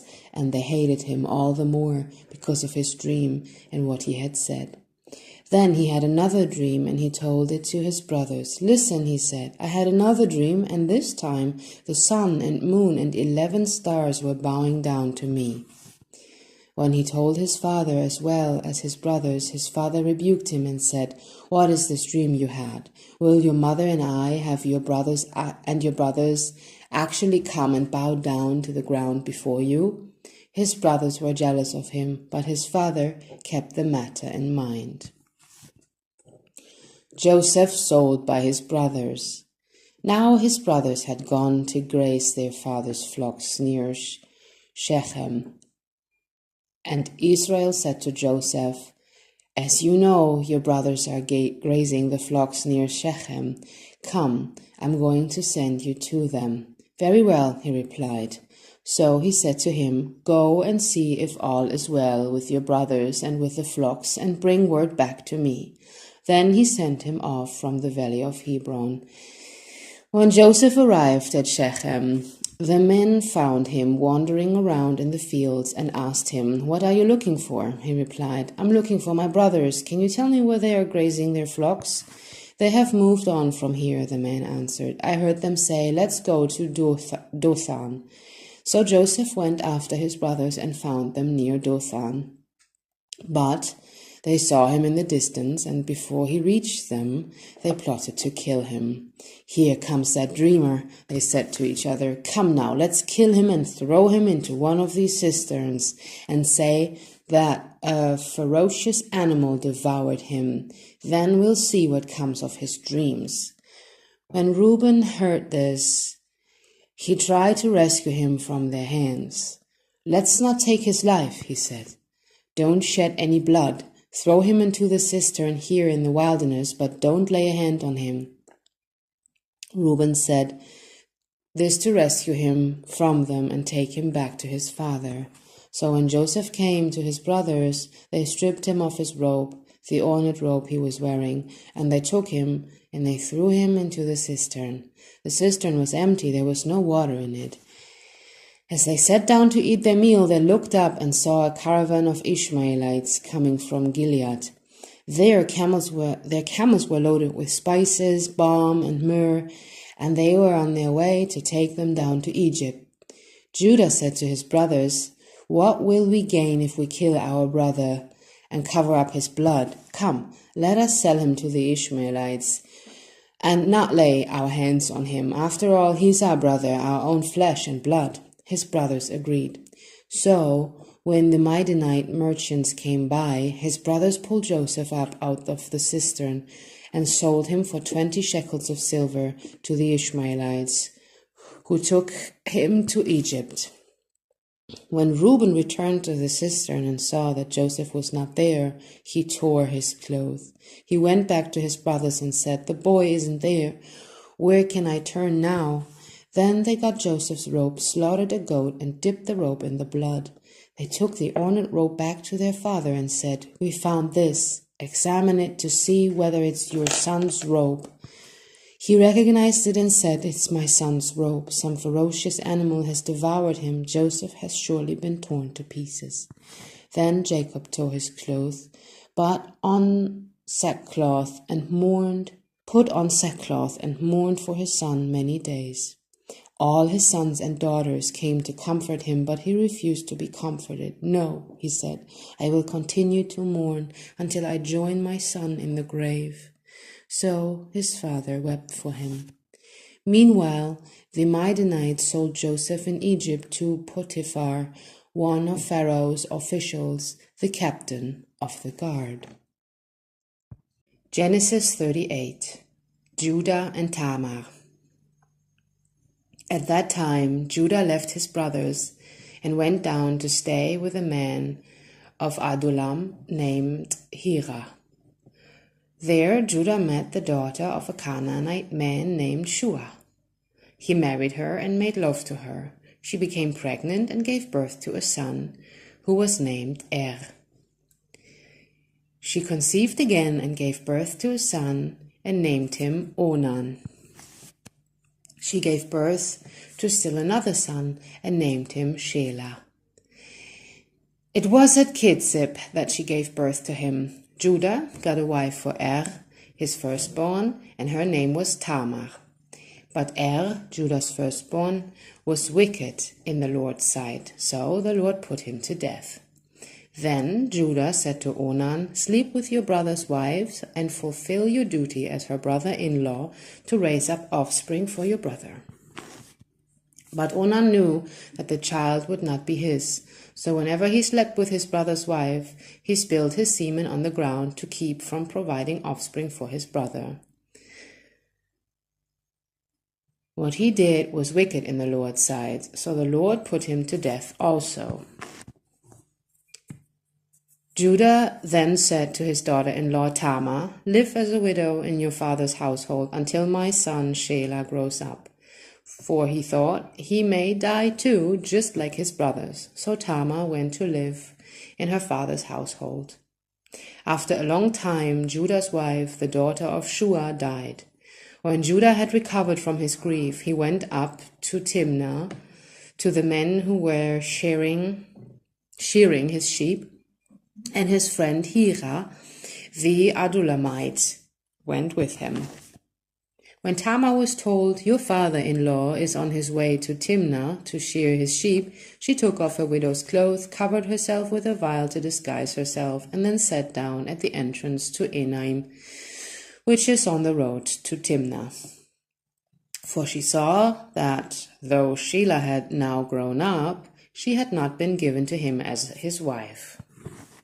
When Judah saw her, he thought she was a prostitute, for she had covered her face. Not realizing that she was his daughter-in-law, he went over to her by the roadside and said, "Come now, let me sleep with you."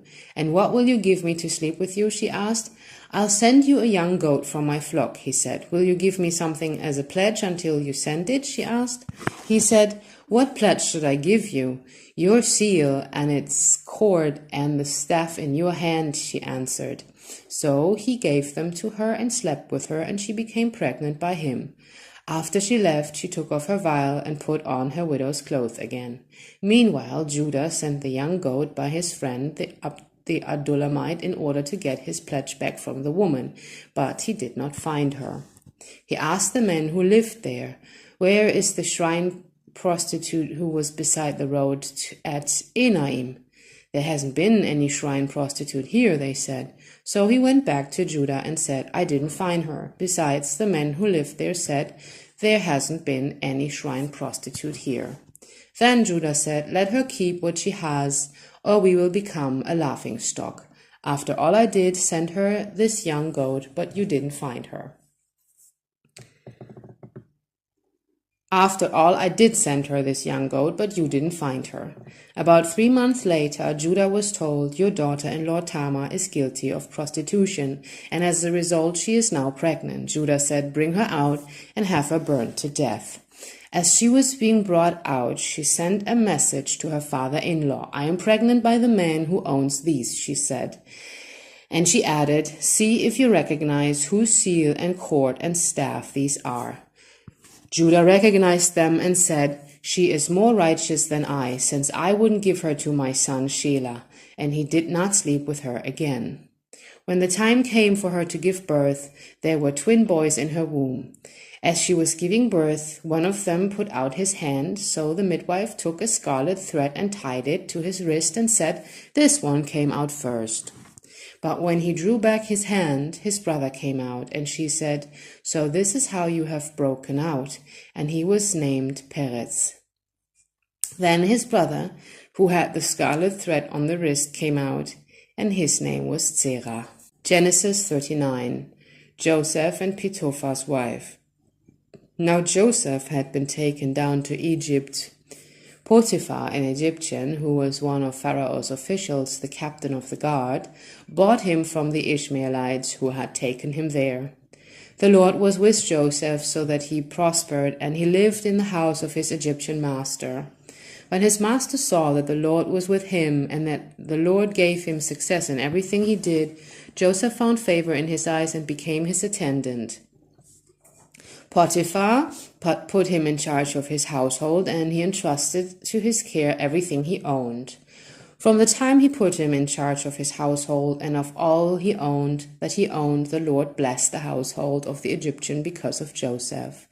The blessing of the Lord was on everything Potiphar had, both in the house and in the field. So Potiphar left everything he had in Joseph's care. With Joseph in charge, he did not concern himself with anything except the food he ate. Now Joseph was well built and handsome, and after a while his master's wife took notice of Joseph and said, come to bed with me. But he refused. With me in charge, he told her, my master does not concern himself with anything in the house. Everything he owns he has entrusted to my care. No one is greater in this house than I am. My master has withheld nothing from me except you, because you are his wife. How then could I do such a wicked thing and sin against God? And though she spoke to Joseph day after day, he refused to go to bed with her or even be with her. One day he went into the house to attend to his duties, and none of the household servants was inside. She caught him by his cloak and said, come to bed with me. But he left the cloak in her hand and ran out of the house. When she saw that he had left his cloak in her hand and had run out of the house, she called her household servants. Look, she said to them, this Hebrew has been brought to us to make sport of us. He came in here to sleep with me, but I screamed. When he heard me scream for help, he left his cloak beside me and ran out of the house. She kept his cloak beside her until his master came home. Then she told him this story. That Hebrew slave you brought us came to me to make sport of me, but as soon as I screamed for help, he left his cloak beside me and ran out of the house. When his master heard the story his wife told him, saying, this is how your slave treated me, he burned with anger. Joseph's master took him and put him in prison, the place where the king's prisoners were confined.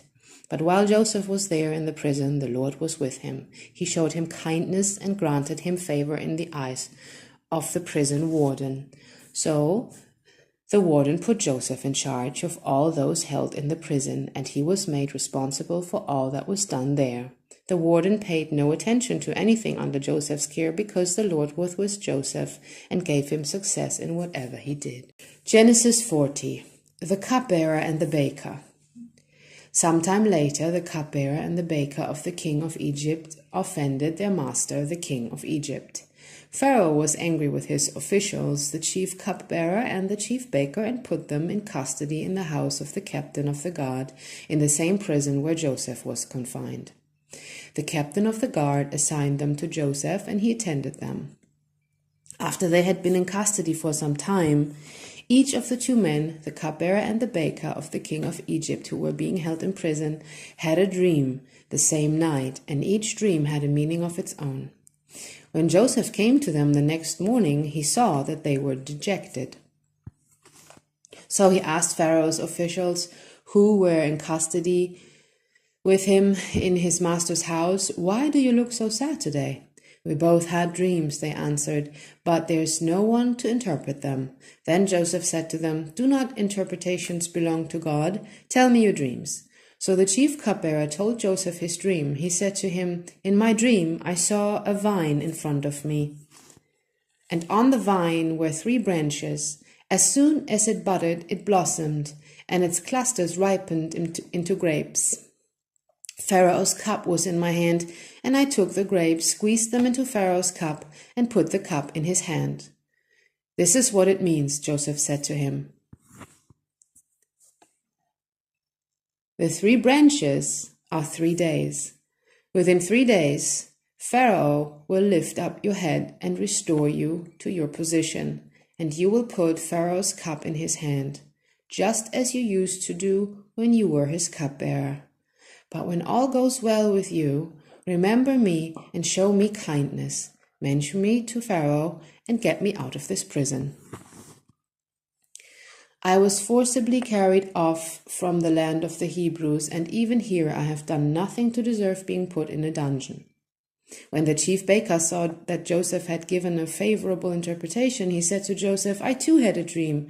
On my head were 3 baskets of bread. In the top basket were all kinds of baked goods for Pharaoh, but the birds were eating them out of the basket on my head."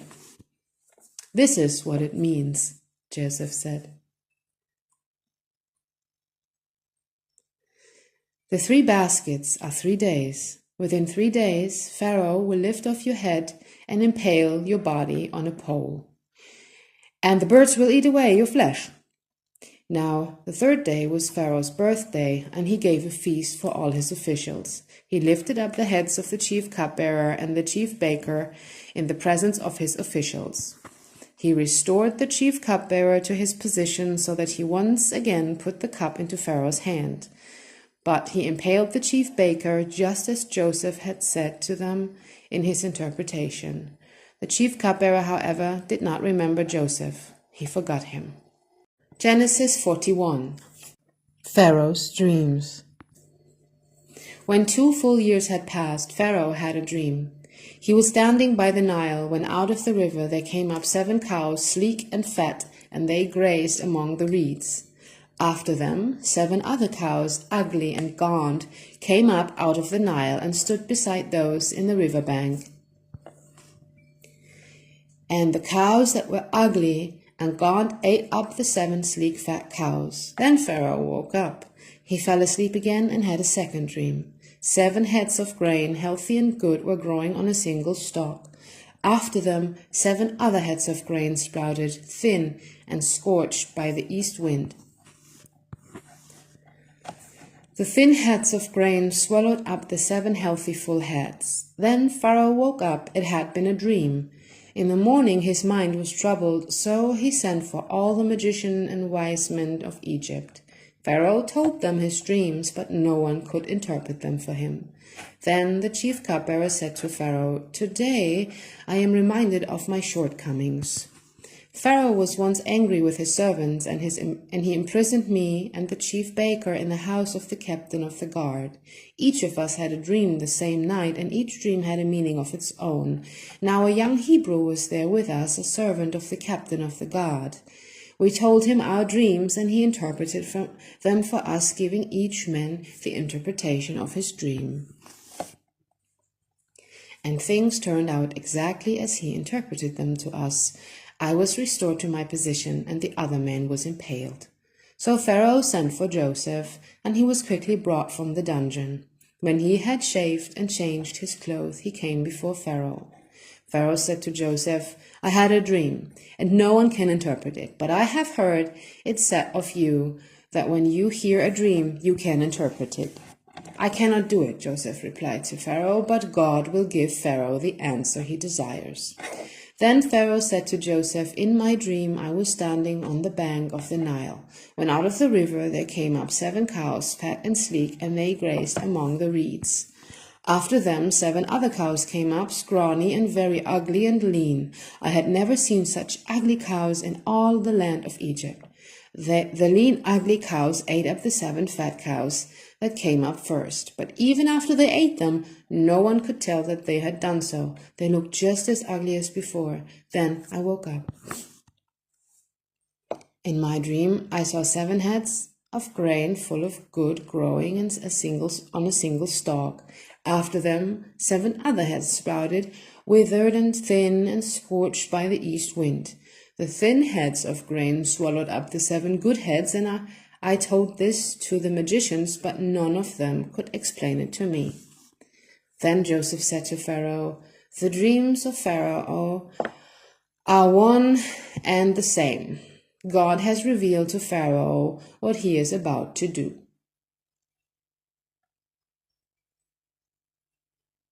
The 7 good cows are 7 years, and the 7 good heads of grain are 7 years. It is one and the same dream. The 7 lean, ugly cows that came up afterward are 7 years, and so are the 7 worthless heads of grain scorched by the east wind. They are 7 years of famine. It is just as I said to Pharaoh. God has shown Pharaoh what he is about to do. 7 years of great abundance are coming throughout the land of Egypt, but 7 years of famine will follow them. Then all the abundance in Egypt will be forgotten, and the famine will ravage the land. The abundance in the land will not be remembered, because the famine that follows it will be so severe. The reason the dream was given to Pharaoh in 2 forms is that the matter has been firmly decided by God, and God will do it soon. And now let Pharaoh look for a discerning and wise man and put him in charge of the land of Egypt. Let Pharaoh appoint commissioners of the land to take 1/5 of the harvest of Egypt during the 7 years of abundance. They should collect all the food of these good years that are coming and store up the grain under the authority of Pharaoh, to be kept in the cities for food. This food should be held in reserve for the country, to be used during the 7 years of famine that will come upon Egypt, so that the country may not be ruined by the famine." The plan seemed good to Pharaoh and to all his officials. So Pharaoh asked them, "Can we find anyone like this man, one in whom is the Spirit of God?" Then Pharaoh said to Joseph, "Since God has made all this known to you, there is no one so discerning and wise as you. You shall be in charge of my place, and all my people are to submit to your orders. Only with respect to the throne, I will be greater than you." Joseph in charge of Egypt. So Pharaoh said to Joseph, "I hereby put you in charge of the whole land of Egypt." Then Pharaoh took his signet ring from his finger and put it on Joseph's finger. He dressed him in robes of fine linen and put gold chain around his neck. He had him ride in a chariot as his second in command, and people shouted before him, "Make way!" Thus he put him in charge of the whole land of Egypt. Then Pharaoh said to Joseph, "I am Pharaoh, but without your word no one will lift hand or foot in all Egypt." Pharaoh gave Joseph the name Zaphenath-Paneah, and gave him Asenath's daughter of Potiphera, priest of On, to be his wife. And Joseph went throughout the land of Egypt.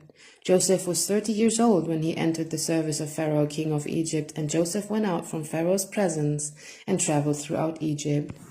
During the 7 years of abundance, the land produced plentifully.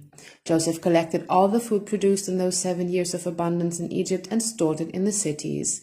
In each city he put food grown in the fields surrounding it. Joseph stored up huge quantities of grain, like the sand of the sea. It was so much that he stopped keeping records because it was beyond measure. Before the years of famine came, 2 sons were born to Joseph by Asenath, daughter of Potiphera, priest of On. Joseph named his firstborn Manasseh and said, "It's because God has made me forget all my trouble and all my father's household." The second son he named Ephraim and said, It is because God has made me faithful in the land of my suffering. The 7 years of abundance in Egypt came to an end, and the 7 years of famine began, just as Joseph had said. There was famine in all the other lands, but in the whole land of Egypt there was food. When all Egypt began to feel the famine, the people cried to Pharaoh for food. Then Pharaoh told all the Egyptians, "Go to Joseph and do what he tells you." When the famine had spread over the whole country, Joseph opened all the storehouses and sold grain to the Egyptians, for the famine was severe throughout Egypt. And all the world came to Egypt to buy grain from Joseph, because the famine was severe everywhere. Genesis 42. Joseph's brothers go to Egypt. When Jacob learned that there was grain in Egypt, he said to his sons, "Why do you just keep looking at each other?" He continued, "I have heard that there is grain in Egypt. Go down there and buy some for us, so that we may live and not die."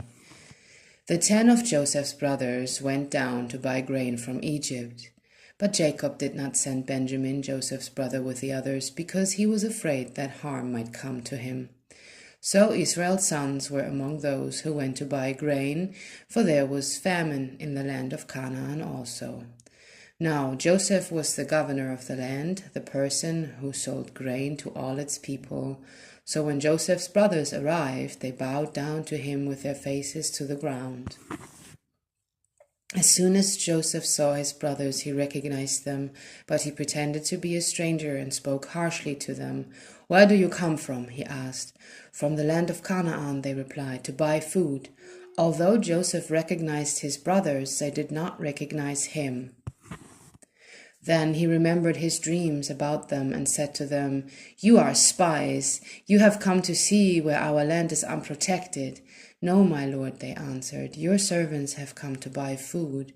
We are all the sons of one man. Your servants are honest men, not spies." "No," he said to them, "you have come to see where our land is unprotected." But they replied, "Your servants were 12 brothers, the sons of one man, who lives in the land of Canaan. The youngest is now with our father, and one is no more." Joseph said to them, "It is just as I told you, you are spies, and this is how you will be tested. As surely as Pharaoh lives, you will not leave this place unless your youngest brother comes here. Send one of your number to get your brother. The rest of you will be kept in prison, so that your words may be tested to see if you are telling the truth. If you are not, then as surely as Pharaoh lives, you are spies." And he put them all in custody for 3 days. On the 3rd day, Joseph said to them, "Do this and you will live, for I fear God. If you are honest men, let one of your brothers stay here in prison, while the rest of you go and take grain back for your starving households. But you must bring your youngest brother to me, so that your words may be verified, and that you may not die." This they proceeded to do. They said to one another, "Surely we are being punished because of our brother. We saw how distressed he was when he pleaded with us for his life, but we would not listen. That's why this distress has come to us." Reuben replied, "Didn't I tell you not to sin against the boy? But you wouldn't listen. Now we must give an accounting for his blood." They did not realize that Joseph could understand them, since he was using an interpreter. He turned away from them and began to weep, but then came back and spoke to them again. He had Simeon taken from them and bound before their eyes. Joseph gave orders to fill their bags with grain, to put each man's silver back in his sack, and to give them provisions for their journey. After this was done for them, they loaded their grain on their donkeys and left. At the place where they stopped for the night, one of them opened his sack to get feed for his donkey, and he saw his silver in the mouth of his sack. "My silver has been returned," he said to his brothers. "Here it is in my sack." Their hearts sank, and they turned to each other trembling and said, "What is this that God has done to us?" When they came to their father Jacob in the land of Canaan, they told him all that had happened to them. They said, "The man who is Lord over the land spoke harshly to us and treated us as though we were spying on the land. But we said to him, 'We are honest men, we are not spies. We were 12 brothers, sons of one father. One is no more, and the youngest is now with our father in Canaan.' Then the man who is Lord over the land said to us, 'This is how I will know whether you are honest men. Leave one of your brothers here with me, and take food for your starving households, and go. But bring your youngest brother to me, so I will know that you are not spies, but honest men. Then I will give your brother back to you, and you can trade in the land.' As they were emptying their sacks, there in each man's sack was his pouch of silver. When they and their father saw the money pouches, they were frightened. Their father Jacob said to them, 'You have deprived me of my children. Joseph is no more, and Simeon is no more, and now you want to take Benjamin. Everything is against me.' Then Reuben said to his father, 'You may put both my sons to death if you do not bring him back to you. Entrust him to my care, and I will bring him back.' But Jacob said, 'My son will not go down there with you. His brother is dead, and he is the only one left. If harm comes to him on the journey you are taking, you will bring my gray head down to the grave in sorrow.'" Genesis 43, the second journey to Egypt. Now the famine was still severe in the land. So when they had eaten all the grain they had brought from Egypt, their father said to them, "Go back and buy us a little more food." But Judah said to him, "The man warned us solemnly, 'You will not see my face again unless your brother is with you. If you will send our brother along with us, we will go down and buy food for you. But if we will not send him, we will not go down, because the man said to us, "You will not see my face again unless your brother is with you." Israel asked, "Why did you bring this trouble on me by telling the man you had another brother?" They replied, "The man questioned us closely about ourselves and our family. 'Is your father still living?' he asked us. 'Do you have another brother?' We simply answered his questions. How were we to know? He would say, 'Bring your brother down here.'" Then Judah said to Israel his father, "Send the boy along with me, and I will go at once, so that we and you and our children may live and not die. I myself will guarantee his safety. You can hold me personally responsible for him. If I do not bring him back to you and set him here before you, I will bear the blame before you all my life. As it is, if we had not delayed, we could have gone and returned twice." Then their father Israel said to them, "If it must be, then do this. Put some of the best products of the land in your bags and take them down to the man as a gift. A little balm and a little honey, some spices and myrrh, some pistachio nuts and almonds. Take double the amount of silver with you, for you must return the silver that was put back into the mouths of your sacks. Perhaps it was a mistake. Take your brother also and go back to the man at once. And may God Almighty grant you mercy before the man, so that he will let your other brother and Benjamin come back with you. As for me, if I am bereaved, I am bereaved." So the men took the gifts, and double the amount of silver, and Benjamin also. They hurried down to Egypt and presented themselves to Joseph. When Joseph saw Benjamin with them, he said to the steward of the house, "Take these men to my house, slaughter an animal and prepare a meal. They are to eat with me at noon." The man did as Joseph told him and took the men to Joseph's house. Now the men were frightened when they were taken to his house. They thought, "We are brought here because of the silver that was put back into our sacks the first time. He wants to attack us and overpower us and seize us as slaves and take our donkeys." So they went up to Joseph's steward and spoke to him at the entrance to the house. "We beg your pardon, our lord," they said. "We came down here the first time to buy food, but at the place where we stopped for the night, we opened our sacks, and each of us found his silver, the exact weight, in the mouth of his sack. So we have brought it back with us. We have also brought additional silver with us to buy food. We don't know who put our silver in our sacks." "It's all right," he said. "Don't be afraid. Your God, the God of your father, has given you treasure in your sacks. I received your silver." Then he brought Simeon out to them. The steward took the men into Joseph's house, gave them water and washed their feet, and provided fodder for their donkeys. They prepared their gifts and Joseph's arrival at noon, because they had heard that they were to eat there. When Joseph came home, they presented to him the gifts they had brought into the house, and they bowed down before him to the ground. He asked them how they were, and then he said, "How is your aged father you told me about? Is he still living?" They replied, "Your servant, our father, is still alive and well." And they bowed down, prostrating themselves before him. As he looked about and saw his brother Benjamin, his own mother's son, he asked, "Is this your youngest brother, the one you told me about?" And he said, "God be gracious to you, my son." Deeply moved at the sight of his brother,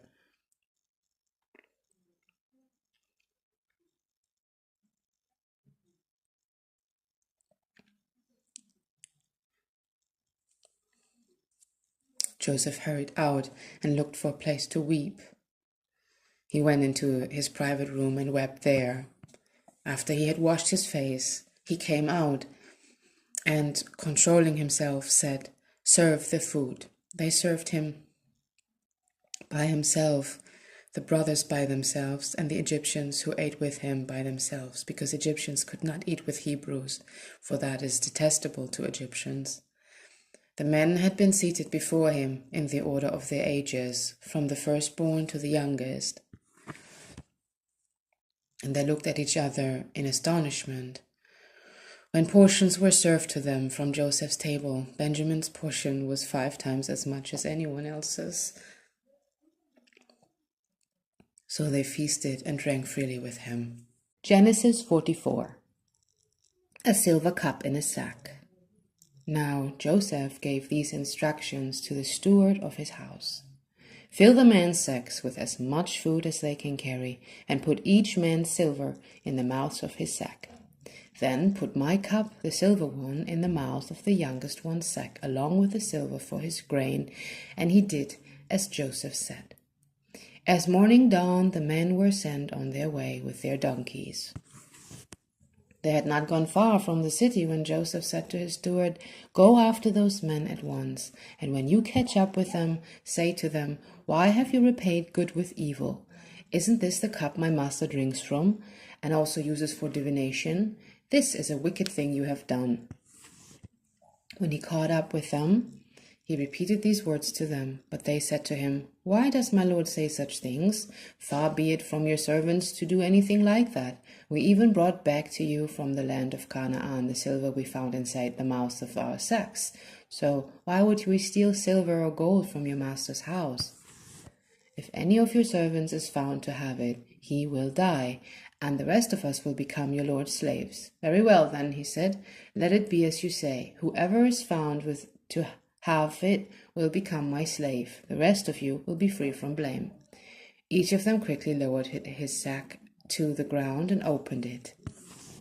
Then the steward proceeded to search, beginning with the oldest and ending with the youngest. And the cup was found in Benjamin's sack. At this they tore their clothes. Then they all loaded their donkeys and returned to the city. Joseph was still in the house when Judah and his brothers came in, and they threw themselves on the ground before him. Joseph said to them, "What is this you have done? Don't you know that a man like me can find things out about divination?" "What can we say to my lord?" Judah replied. "What can we say? How can we prove our innocence? God has uncovered your servant's guilt. We are now my lord's slaves, we ourselves and the one who was found to have the cup." But Joseph said, "Far be it from me to do such a thing. Only the man who was found to have the cup will become my slave. The rest of you, go back to your father in peace." Then Judah went up to him and said, "Pardon your servant, Lord. Let me speak a word to my lord. Do not be angry with your servant, though you are equal to Pharaoh himself. My lord asked his servants, "Do you have a father or a brother?" And we answered, "We have an aged father, and there is a young son born to him in his old age. His brother is dead, and he is the only one of his mother's sons left, and his father loves him." Then you said to your servants, "Bring him down to me so I can see him for myself." And we said to my lord, "The boy cannot leave his father. If he leaves him, his father will die." But you told your servants, "Unless your youngest brother comes down with you, you will not see my face again." When we went back to your servant, my father, we told him what my lord had said. Then our father said, "Go back and buy a little more food." But we said, "We cannot go back. Only if our youngest brother is with us, will we go. We cannot see the man's face unless our youngest brother is with us." Your servant, my father, said to us, "You know that my wife bore me 2 sons. One of them went away from me, and I said, 'He has surely been torn to pieces,' and I have not seen him since. If you take this one from me too, and harm comes to him, you will bring my gray head down to the grave in misery. So now, if the boy is not with us when we go back to your servant my father, and if my father, whose life is closely bound up with the boy's life, sees that the boy isn't there, he will die. Your servants will bring the gray head of our father down to the grave in sorrow." Your servant guaranteed the boy's safety to my father. I said, "If I do not bring him back to you, I will bear the blame before you, my father, all my life. Now then, please let your servant remain here as my lord's slave in place of the boy, and let the boy return with his brothers. How can I go back to my father if the boy is not with me? No, do not let me see the misery that would come on my father." Genesis 45. Joseph makes himself known. Then Joseph could no longer control himself. Before all his attendants he cried out, "Have everyone leave my presence." So there was no one with Joseph when he made himself known to his brothers. And he wept so loudly that the Egyptians heard him, and Pharaoh's household heard about it. Joseph said to his brothers, "I am Joseph. Is my father still living?" But his brothers were not able to answer him because they were terrified at his presence. Then Joseph said to his brothers, "Come close to me." When they had done so, he said, "I am your brother, Joseph, the one you sold into Egypt. And now do not be distressed and do not be angry with yourselves for selling me here, because it was to save lives that God sent me ahead of you. For 2 years now there has been famine in the land, and for the next 5 years there will be no plowing and reaping. But God sent me ahead of you to preserve for you a remnant on earth, and to save your lives by a great deliverance. So then it was not you who sent me here, but God. He made me father to Pharaoh, lord of his entire household and ruler of all Egypt. Now hurry back to my father and say to him, 'This is what your son Joseph says. God has made me lord of all Egypt. Come down to me, don't delay. You shall live in the region of Goshen and be near me, you, your children and grandchildren, your flocks and herds and all you have. I will provide for you there, because 5 years of famine are still to come. Otherwise you and your household and all who belong to you will become destitute. You can see for yourselves, and so can my brother Benjamin, that it is really I who am speaking to you. Tell my father about all the honor accorded me in Egypt, and about everything you have seen, and bring my father down here quickly." Then he threw his arms around his brother Benjamin and wept, and Benjamin embraced him weeping. And he kissed all his brothers and wept over them. Afterward his brothers talked with him. When the news reached Pharaoh's palace that Joseph's brothers had come, Pharaoh and all his officials were pleased. Pharaoh said to Joseph, "Tell your brothers, do this. Load your animals and return to the land of Canaan. And bring your father and your families back to me. I will give you the best of the land of Egypt, and you can enjoy the fat of the land. You are also directed to tell them, do this, take some cards from Egypt for your children and your wives, and get your father and come. Never mind about your belongings, because the best of all Egypt will be yours. So the sons of Israel did this. Joseph gave them cards as Pharaoh had commanded, and he also gave them provisions for their journey.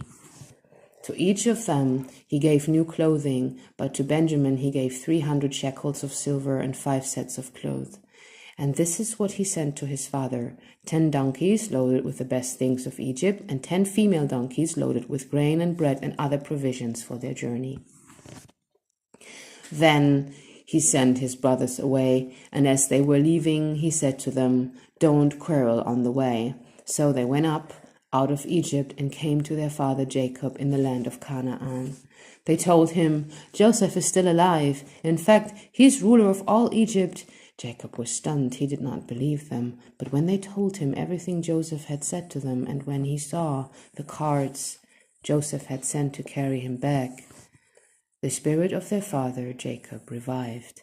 And Israel said, "I am convinced my son Joseph is still alive.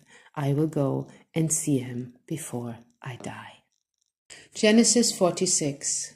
Jacob goes to Egypt. So Israel set out with all that was his, and when he reached Beersheba, he offered sacrifices to the God of his father Isaac. And God spoke to Israel in a vision at night and said, "Jacob, Jacob." "Here I am," he replied. "I am God, the God of your father," he said. "Do not be afraid to go down to Egypt, for I will make you into a great nation there. I will go down to Egypt with you, and I will surely bring you back again, and Joseph's own hand will close your eyes." Then Jacob left Beersheba, and Israel's sons took their father Jacob and their children and their wives in the carts that Pharaoh had sent to transport him. So Jacob and all his offspring went to Egypt, taking with them their livestock and the possessions they had acquired in Canaan. Jacob brought with him to Egypt his sons and grandsons and his daughters and granddaughters, all his offspring. These are the names of the sons of Israel, Jacob and his descendants, who went to Egypt. Reuben, the firstborn of Jacob. The sons of Reuben: Hanok, Palu, Hezron, and Carmi. The sons of Simeon: Chemuel, Chamin, Ochat, Chakin, Zohar, and Shaul, the son of a Canaanite woman. The sons of Levi: Gershon, Kochas, and Merari. The sons of Judah: Onan, Shelach, Perez, and Serach. But and Onan had died in the land of Canaan. The sons of Perez: Hezron and Chamul. The sons of Issachar: Tola, Puach, Yashub, and Shimron. The sons of Zebulun: Seret, Elon, Eyachaleel. These were the sons Leah bore to Jacob in Padam Aram, besides his daughter Dinah. These sons and daughters of his were 33 in all. The sons of Gad: Zephon, Hagi, Shuni, Esbon, Eri, Arodi, and Areli. The sons of Asher: Imnach, Ishvach, Ishvi, and Beriach. Their sister was Serach. The sons of Beriach: Heber and Malikiel. These were the children born to Jacob by Zilpah, whom Laban had given to his daughter Leah, 16 in all. The sons of Jacob's wife Rachel, Joseph, and Benjamin. In Egypt, Manasseh and Ephraim were born to Joseph by Asenath, daughter of Potipherah, priest of On. The sons of Benjamin: Bela, Becher, Ashbel, Gera, Naaman, Echi, Rosh, Mupin, Hupim, and Ard. These were the sons of Rachel who were born to Jacob, 14 in all. The sons of Dan: Hushim. The sons of Naphtali: Yachsiel, Guni, Yeser, and Shilem. These were the sons born to Jacob by Bilhah, whom Laban had given to his daughter Rachel, 7 in all. All those who went to Egypt with Jacob, those who were his direct descendants, not counting his sons' wives, numbered 66 persons. With the 2 sons who had been born to Joseph in Egypt, the members of Jacob's family which went to Egypt were 70 in all.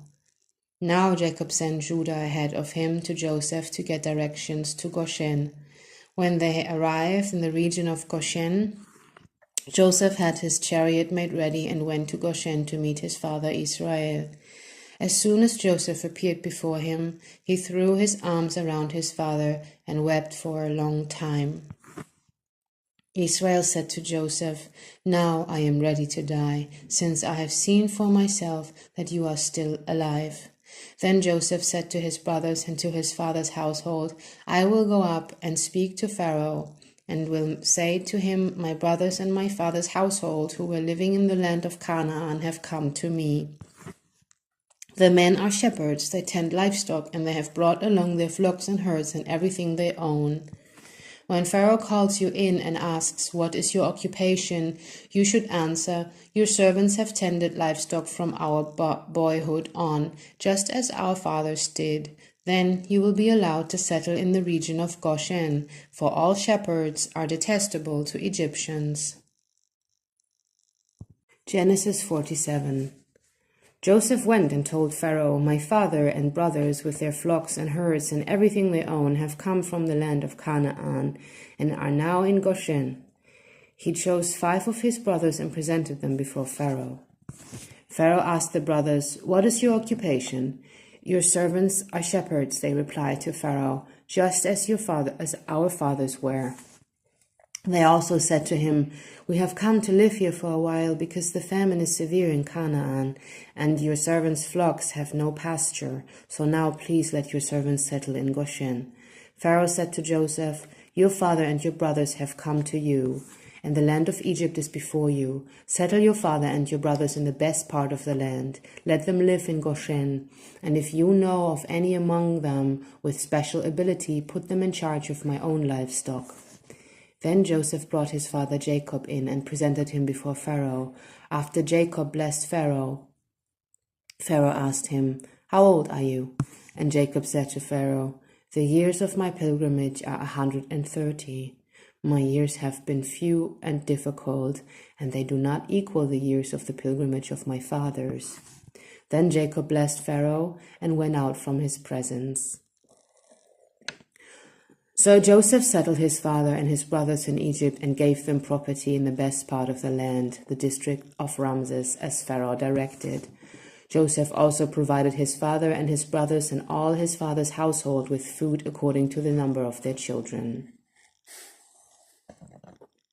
Joseph and the famine. There was no food, however, in the whole region because the famine was severe. Both Egypt and Canaan wasted away because of the famine. Joseph collected all the money that was to be found in Egypt and Canaan in payment for the grain they were buying, and he brought it to Pharaoh's palace. When the money of the people of Egypt and Canaan was gone, all Egypt came to Joseph and said, "Give us food. Why should we die before your eyes? Our money is all gone." "Then bring your livestock," said Joseph. "I will sell you food in exchange for your livestock, since your money is gone." So they brought their livestock to Joseph, and he gave them food in exchange for their horses, their sheep, and their goats, their cattle and donkeys. And he brought them through that year with food in exchange for all their livestock. When that year was over, they came to him the following year and said, "We cannot hide from our Lord the fact that since our money is gone and our livestock belongs to you, there is nothing left for our Lord except our bodies and our land. Why should we perish before your eyes, we and our land as well? Buy us and our land in exchange for food, and we with our land will be in bondage to Pharaoh. Give us seed so that we may live and not die, and that the land may not become desolate." So Joseph bought all the land in Egypt for Pharaoh. The Egyptians, one and all, sold their fields because the famine was too severe for them. The land became Pharaoh's, and Joseph reduced the people to servitude from one end of Egypt to the other. However, he did not buy the land of the priests because they received a regular allotment of Pharaoh and had food enough from the allotment Pharaoh gave them. That is why they did not sell their land. Joseph said to the people, "Now that I have bought you and your land today for Pharaoh, here is seed for you so you can plant the ground. But when the crop comes in, give a fifth of it to Pharaoh. The other 4/5 you may keep and seed for the fields and as food for yourselves and your households and your children." "You have saved our lives," they said. "May we find favor in the eyes of our Lord. We will be in bondage to Pharaoh." So Joseph established it as a law concerning land of Egypt, still in force today, that a fifth of the produce belongs to Pharaoh. It was only the land of the priests that did not become Pharaoh's. Now the Israelites settled in Egypt in the region of Goshen. They acquired property there and were fruitful and increased greatly in number. Jacob lived in Egypt 17 years, and the years of his life were 147. When the time drew near for Israel to die, he called for his son Joseph and said to him, "If I have found favor in your eyes, put your hand under my thigh and promise that you will show me kindness and faithfulness.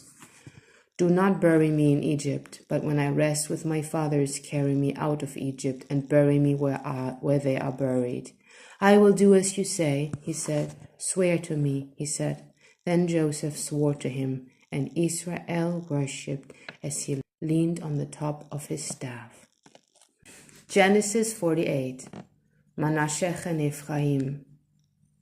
Sometime later, Joseph was told, "Your father is ill." So he took his 2 sons, Manasseh and Ephraim, along with him. When Jacob was told, "Your son Joseph has come to you," Israel relied his strength and sat up on the bed. Jacob said to Joseph, "God Almighty appeared to me at Luz in the land of Canaan, and there he blessed me and said to me, 'I am going to make you fruitful and increase your numbers. I will make you a community of peoples, and I will give this land as an everlasting possession to your descendants after you.' Now then, your 2 sons born to you in Egypt before I came to you here will be reckoned as mine. Ephraim and Manasseh will be mine, just as Reuben and Simeon are mine, and children born to you after them will be yours. In the territory they inherit, they will be reckoned under the names of their brothers. As I was returning from Padan, to my sorrow Rachel died in the land of Canaan while we were still on the way, a little distance from Ephrath. So I buried her there besides the road to Ephrath, that is Bethlehem." When Israel saw the sons of Joseph, he asked, "Well, who are these?" "They are the sons of God. They are the sons God has given me here," Joseph said to his father. Then Israel said, "Bring them to me so I may bless them." Now Israel's eyes were failing because of old age, and he could hardly see, so Joseph brought his sons close to him, and his father kissed them and embraced them. Israel said to Joseph, "I never expected to see your face again, and now God has allowed me to see your children too." Then Joseph removed them from Israel's knees and bowed down with his face to the ground. And Joseph took both of them, Ephraim on his right toward Israel's left hand, and Manasseh on his left towards Israel's right hand, and brought them close to him. But Israel reached out his right hand and put it on Ephraim's head, though he was the younger, and crossing his arms he put his left hand on Manasseh's head, even though Manasseh was the firstborn. Then he blessed Joseph and said, "May God, before whom my father Abraham and Isaac walked faithfully, the God who has been my shepherd all my life to this day, the angel who has delivered me from all harm, may he bless these boys. May they be called my name and the names of my fathers Abraham and Isaac, and may they increase greatly on the earth. When Joseph saw his father placing his right hand on Ephraim's head, he was displeased, so he took hold of his father's hand to move it from Ephraim's head to Manasseh's head. Joseph said to him, "No, my father, this one is the firstborn. Put your right hand on his head." But his father refused and said, "I know, my son, I know. He too will become a people, and he too will become great. Nevertheless, his younger brother will be greater than he, and his descendants will become a group of nations." He blessed them that day and said, "In your name will Israel pronounce this blessing. May God make you like Ephraim and Manasseh." So he put Ephraim ahead of Manasseh. Then Israel said to Joseph, "I am about to die, but God will be with you and take you back to the land of your fathers. And to you I give one more ridge of land than to your brothers, the ridge I took from the Amorites with my sword and my bow." Genesis 49. Jacob blesses his sons. Then Jacob called for his sons and said, "Gather around so I can tell you what will happen to you in days to come. Assemble and listen, sons of Jacob. Listen to your father Israel. Reuben, you are my firstborn, my might, the first sign of my strength, excelling in honor, excelling in power. Turbulent as the waters, you will no longer excel, for you went up unto your father's bed, unto my couch, and defiled it. Simeon and Levi are brothers, their swords are weapons of violence. Let me not enter their council, let me not join their assembly, for they have killed men in their anger, and hamstrung oxen as they pleased. Cursed be their anger so fierce, and their fury so cruel. I will scatter them in Jacob, and disperse them in Israel. Judah, your brothers will praise you, your hand will be on the neck of your enemies, your father's sons will bow down to you. You are a lion's cub, Judah. You return from the prey, my son. Like a lion he crouches and lies down, like a lioness who dares to rouse him. The scepter will not depart from Judah, nor the ruler's staff from between his feet, until he to whom it belongs shall come, and the obedience of the nations shall be his. He will tether his donkey to a vine, his colt to the choicest branch. He will wash his garments in wine, his robes in the blood of grapes. His eyes will be darker than wine, his teeth whiter than milk. Zebulun will live by the seashore and become a haven for ships. His border will extend toward Sidon. Issachar is a raw-boned donkey lying down among the sheep pens. When he sees how good his resting place and how pleasant his land is, he will bend his shoulder to the burden and submit to forced labor. Dan will provide justice for his people as one of the tribes of Israel. Dan will be a snake by the roadside, a viper along the path that bites horses' heels so that its rider tumbles backward. I look for your deliverance, Lord.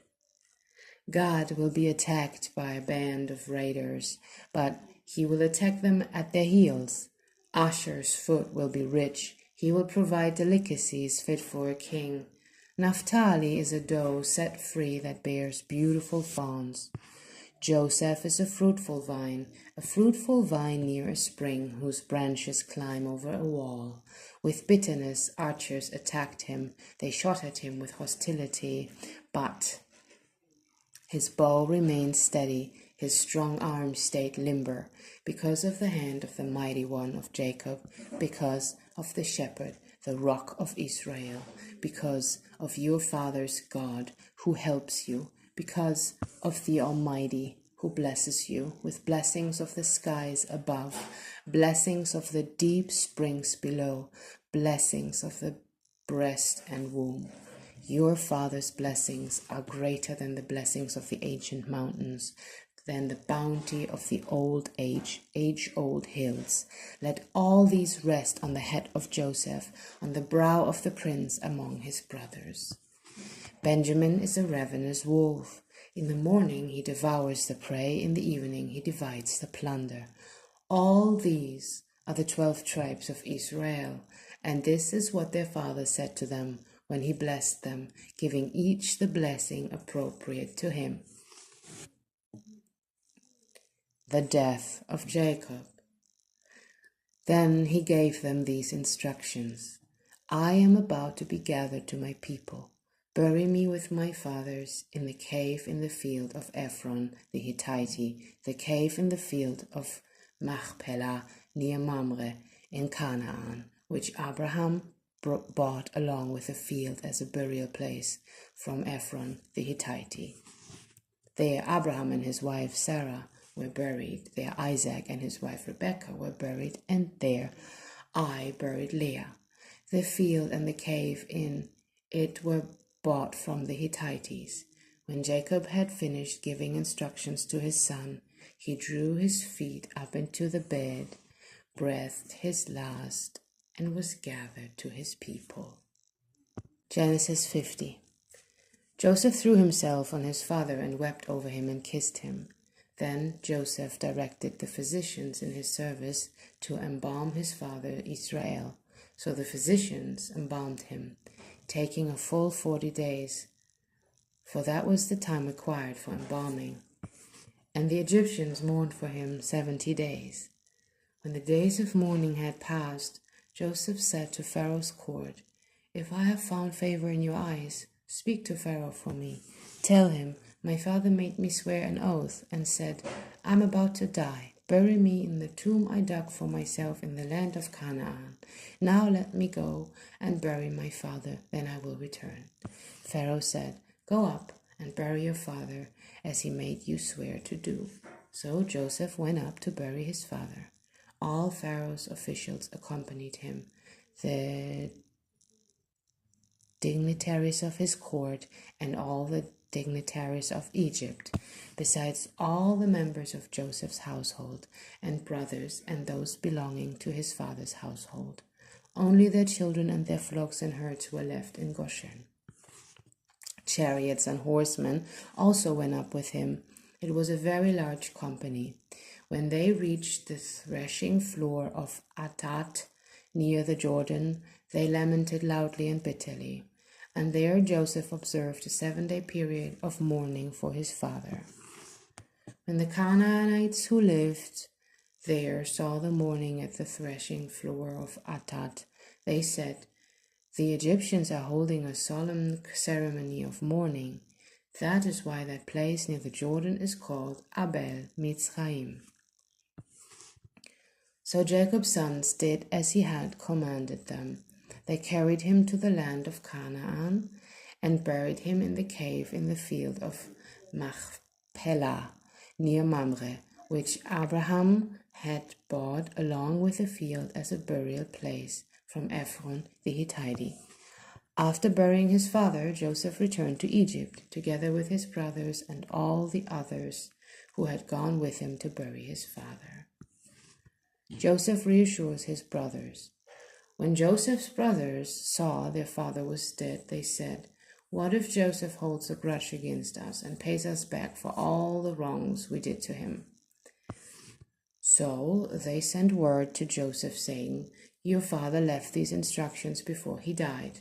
This is what you ought to say to Joseph. I ask you to forgive your brothers the sins and the wrongs they committed in treating you so badly. Now please forgive the sins of the servants of God, of your father, of the God of your father. When their message came to him, Joseph wept. His brothers then came and threw themselves before him. We are your slaves, they said. But Joseph said to them, Don't be afraid. Am I in the place of God? You intended to harm me, but God intended it for good, to accomplish what is now being done, the saving of many lives. So then, don't be afraid. I will provide for you and your children. And he reassured them and spoke kindly to them. The death of Joseph. Joseph stayed in Egypt along with all his father's family. He lived 110 years and saw the third generation of Ephraim's children, also the children of Machir, son of Manasseh, were placed at birth on Joseph's knees. Then Joseph said to his brothers, I am about to die, but God will surely come to your aid and take you up out of this land to the land he promised an oath to Abraham, Isaac, and Jacob. And Joseph made the Israelites swear an oath and said, God will surely come to your aid, and then you must carry my bones up from this place.